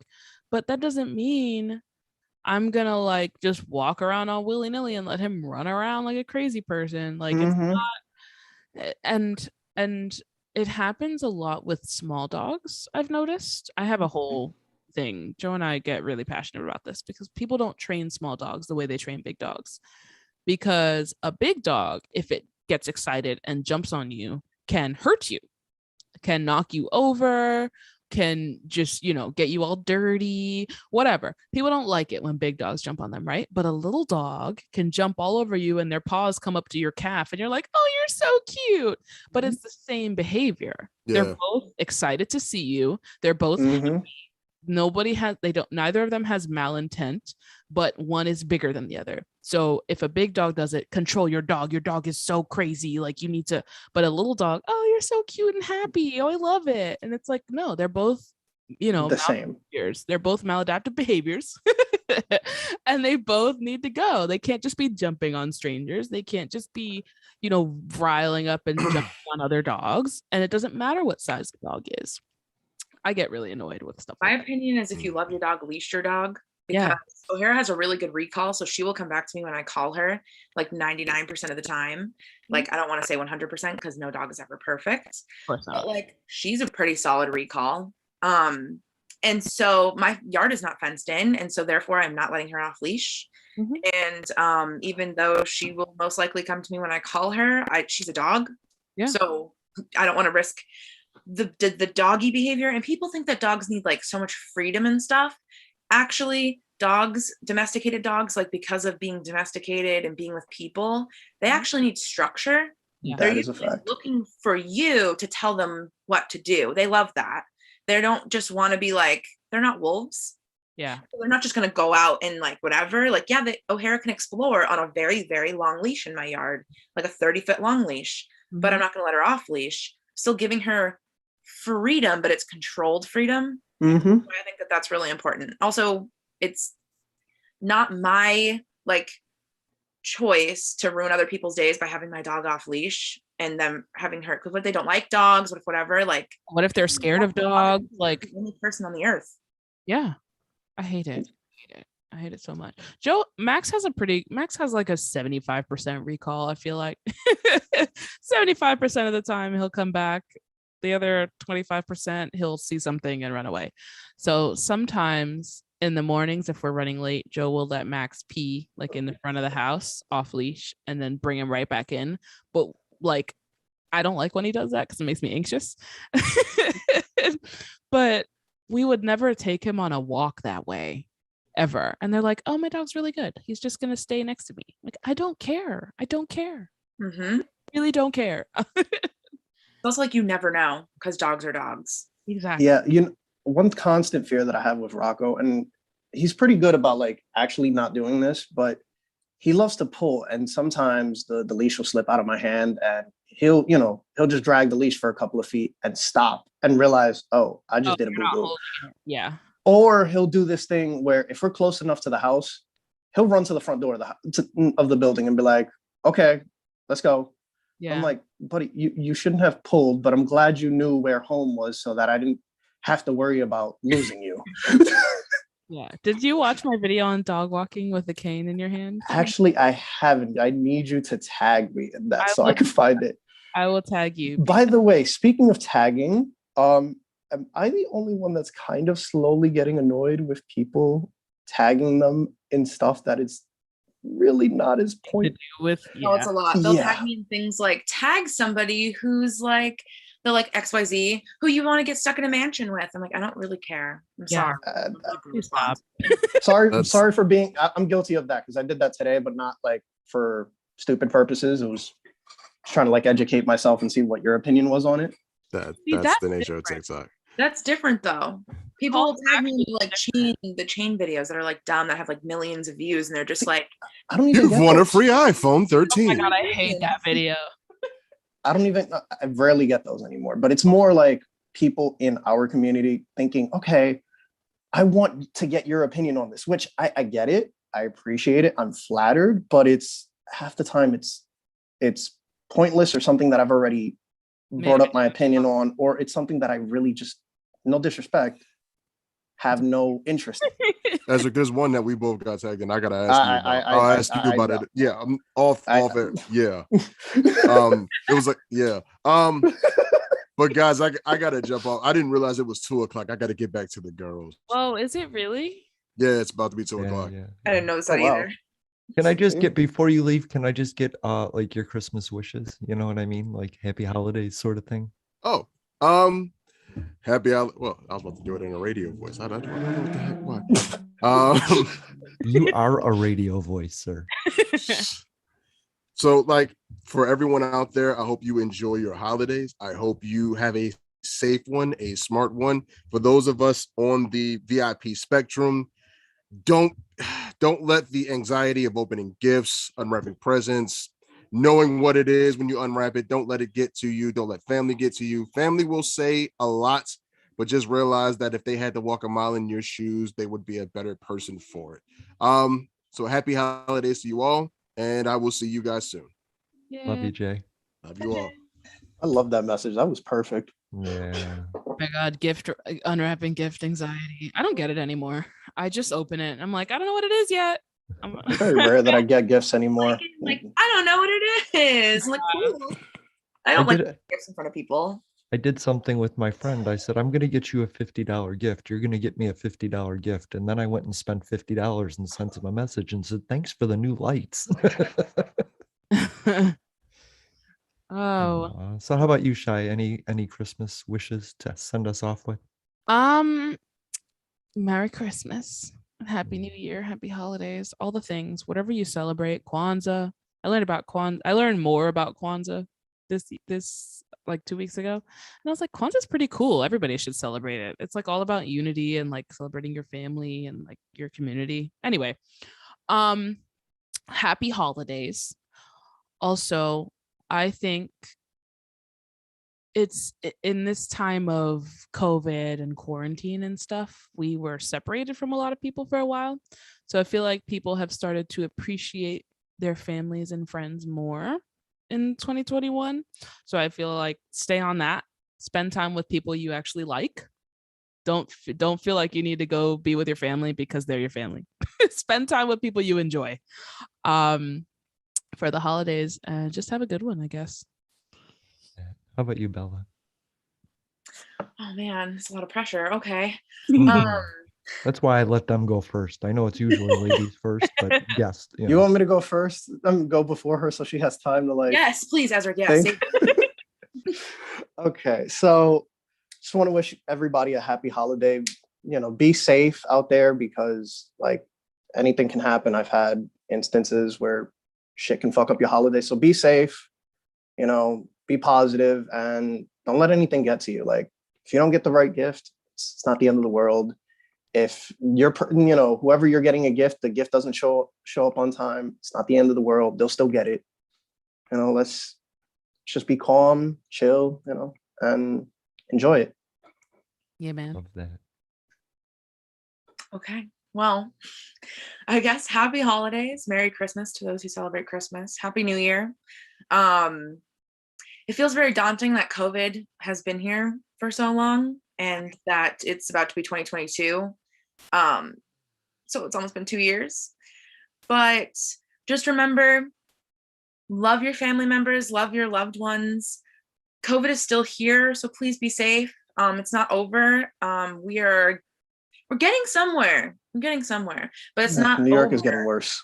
So, but we're somewhere. That's still somewhere. Yeah. Where we are, I don't know. It's still here. It's not gone just because it's Christmas. Mm-hmm. So, it's not a political thing. I promise you. For me and O'Hara biology majors, just telling you, please, please, please be safe. And I don't know, everybody else kind of said like beautiful things. I was just like COVID, but I got you. Listen to their messages because they're great. I love that. I'll say in all honesty, you all are the gift. You know what I mean? So I already know what I got and I appreciate it every day. So thank you. Aww. That's so sweet. And thank you for everybody for listening. Yeah, thanks for listening, friends. Whoever's here. Ezra, having me. Ezric, you put a lot of work in these last like couple months, and you've got some really popular shows. So I'm really proud of you. Thank you. You are a gift, this year. Yeah, Yeah. Ezra pulling his IBD weight, bro. Oh, and you saving children. I love it. I love it. I don't know about saving them. That's a lot. You're a Hey, compassionate teach one, and preach one, each empathetic one. teacher. You know what I mean? I'm kind of just there right now. I still feel like I'm on another planet. Going from teaching typical students to atypical students is a whole nother. It's like I've never taught before, honestly. But you care where somebody else might not. So Yeah, the fact that it's you is just a perfect match. And I think about that every day, how happy those kids are. Oh. Aw. What's O'Hara's favorite snack? You do so many snack videos. I just wanted to know. Oh yeah. So like And then we'll wrap up. Human type food is like, what's her favorite human food? I don't know. She really loved the cucumber. Really? Yeah, she loves berries. She really loves berries. But like dog treats, her freeze-dried chicken and freeze-dried meats are like her favorite. But she's a lab, so she'll literally eat dust and dirt. So literally anything. It's anything. It's what I think she likes the most. Aw. Oh my gosh, I need to commission a painting from you, Bella, for my office. I need one of O'Hara's paintings. Gift her some peanut butter. She gets peanut butter for this. She loves that. Ooh. Yeah, I need a I want one to match the color scheme of my office, which is like red, black and white and gray, kind of like all over the place. So I want one of those. We gotta talk about that. I know I'm definitely picking up her book. The moment I go away for guide dog training, I'm getting my sister's her book. Oh, I need to buy it for the school. My job is switching locations, so we're gonna have a school library next year because we're going to a bigger building. So I want to buy a couple copies. Yeah, for the school library. I think it'd be cute. And some Toni Morrison, by the way. Yeah. I think it's great, especially now that I don't know if I could be wrong, Bella could correct me, but I think Guiding Eyes has just opened up to providing service animals for autistic children as well. Really? Could be wrong. Did they open it back up? They used to do it and then they closed. I could be wrong. A long time ago they closed it, but they might have opened it back up. I'm not sure. That would be super cool. Our guide dog school are this guide dog. Is it just guide dogs? We have Southeastern guide dogs in Florida. I think they do dogs for veterans and guide dogs. I don't know what else they do. But I was looking into them because I'm already here in Florida, and now I actually live even closer to them now that I live in Orlando. My best advice though, don't always just settle for the school that's in your state, because a different school might be better. For example, schools like Guiding Eyes, Guide Dogs for the Blind, whatever, they will fly you out. So they'll pay for you to go. That's cool. So don't just be like, I live here, so it'll be easier. Because at the same time, and sometimes they have programs where the dogs will come to the house and they'll train with you there. Mm-hmm. But like, you want to make sure you find the one that fits, not the one that's just closest, whatever is going to be like your lifestyle. Yeah, and, like, your ethics and morals. Research is key. Mm-hmm. I know the Blind Kitchen lady. I forget what school. Fidelco. Yeah, and they came out and trained with her. Excuse me. Guiding Eyes has a program where they'll come out. I was going to do it, but it's the simple fact that I kind of like particular about my space. So I was like, I really do not want somebody in and out of my house for a whole 2 weeks or a whole whatever, how many days it is. Maybe, once I like am up in the years and the guide dog that I have retires, maybe it might be beneficial because of time management. But right now, no. Also have, for any blind people out there who are like, I love running, a professional athlete, not, Guiding Eyes is the only school that has a running guide dog program. So you can apply to that and they can train a dog to actually guide you while you're running so you can run independently. That's so cool. I remember seeing that on the application and I had to like really think to myself, am I really going to exercise this dog? And then I was like, I don't even run. I like fast walk. Okay. Why are you even thinking about that? I've never heard of you going for a run, Mr. Ezric. Listen, I there's look a bridge so by my funny house running that I that I go for a won't walk do on it. a regular. I just don't run. Okay. Last time I ended up running, I ran into a pole and scratched and damaged one of my favorite pairs of shades. So let's not even go there. That's really cool though that they do that. Yeah, I like that. Well, And they thank have a you youth for program. listening. Sorry. Thank you for listening to Inspirations Beyond Disabilities, by the way. I just wanted to end it at 2 hours, but you can keep going. I just wanted to get a segue in there. I love this. Bella, I think we need to exchange numbers. You should. I will message you. Yes. Because I need to keep talking to you. I enjoy your energy. Also, I know you're in a musical theater, which is like my shit. So Yes. Oh my God, I love musical theater. It's my favorite. Like literally. I was actually going to tell you when you were telling me, I like felt stupid because I realized after the fact, when you were telling me that you were writing a paper on Hamilton, I was like, Lin-Manuel Miranda has an audiobook out on Audible all about it, right? yeah, Yeah, but see, I don't have the time to listen to an audiobook when I was sitting down to write a 2-page reflection. yeah, for real. I was like, I'm gonna do it. Maybe I will listen to it, but not for like the assignment. I was like, I don't have time right now. I listened to the one about In the Heights and I fell in love. Like it was a long read, but it was incredible. In the Heights was good. Lin-Manuel Miranda is like a genius. So Oh my God, I love him. everything he has to say is amazing. I would read those books. That sounds like fun. It's basically like a breakdown of both the movies and the plays. Like first it goes into like the origins of how the play was developed. Then it goes into how it's each piece is written. It's very detailed, but so amazing. Yeah, I love stuff like that. You learn little Easter eggs. Like I realized as I was reading the book, I realized that the block that they filmed the movie on was 2 blocks away from where I used to hang out. So I was like, oh shit. That's funny. I love that. I love stuff like that. That's fun. Oh my goodness. Oh, I should go post a brand deal thingy. Ooh, exciting. It kind of is. I sometimes don't like doing them because some places are stricter than others. Yeah. But this place is called Disability Inn, and I'm actually kind of into it. I might apply to their program because it's like this special next generation program, next gen leaders.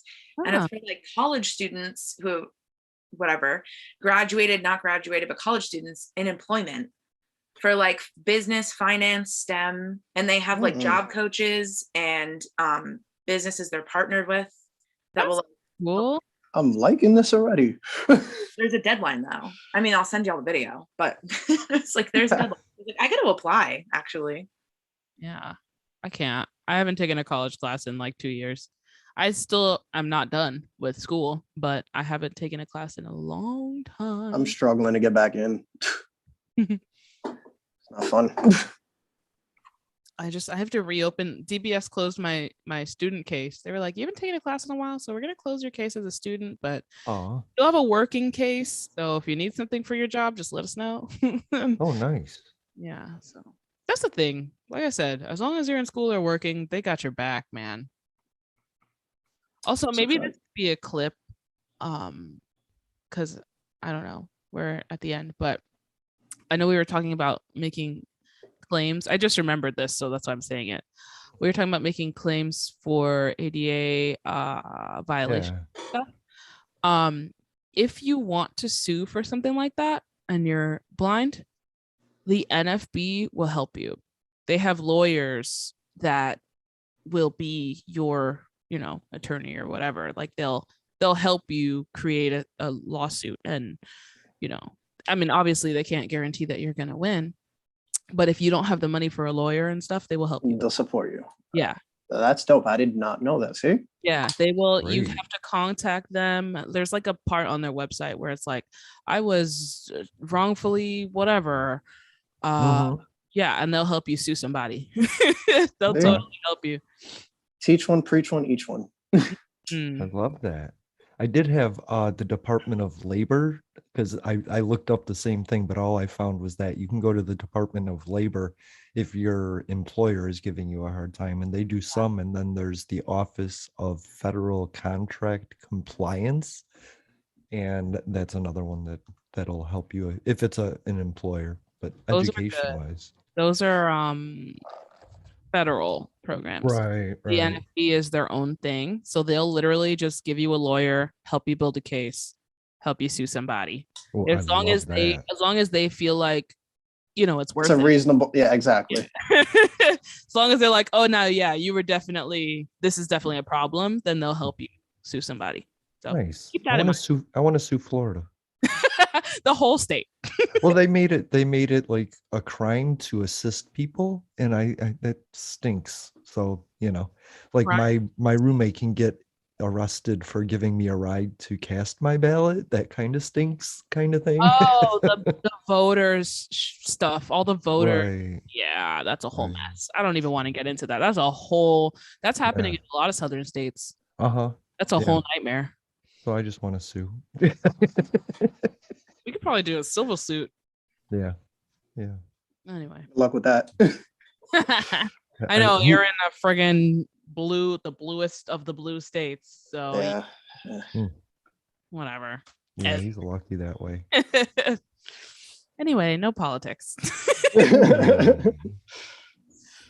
I like that. I could use a lawyer. I have nothing but time, so that's something to shoot for. Thanks for being here, Bella. Thanks for having me. Thank you so much. Seriously. It's been a blast. I'm really glad I reached out to you. I am too. I had so much fun. Thank you. Yay. Listen to this podcast while I'm like studying or like, I don't even know, like just cleaning my house or cleaning my dorm room.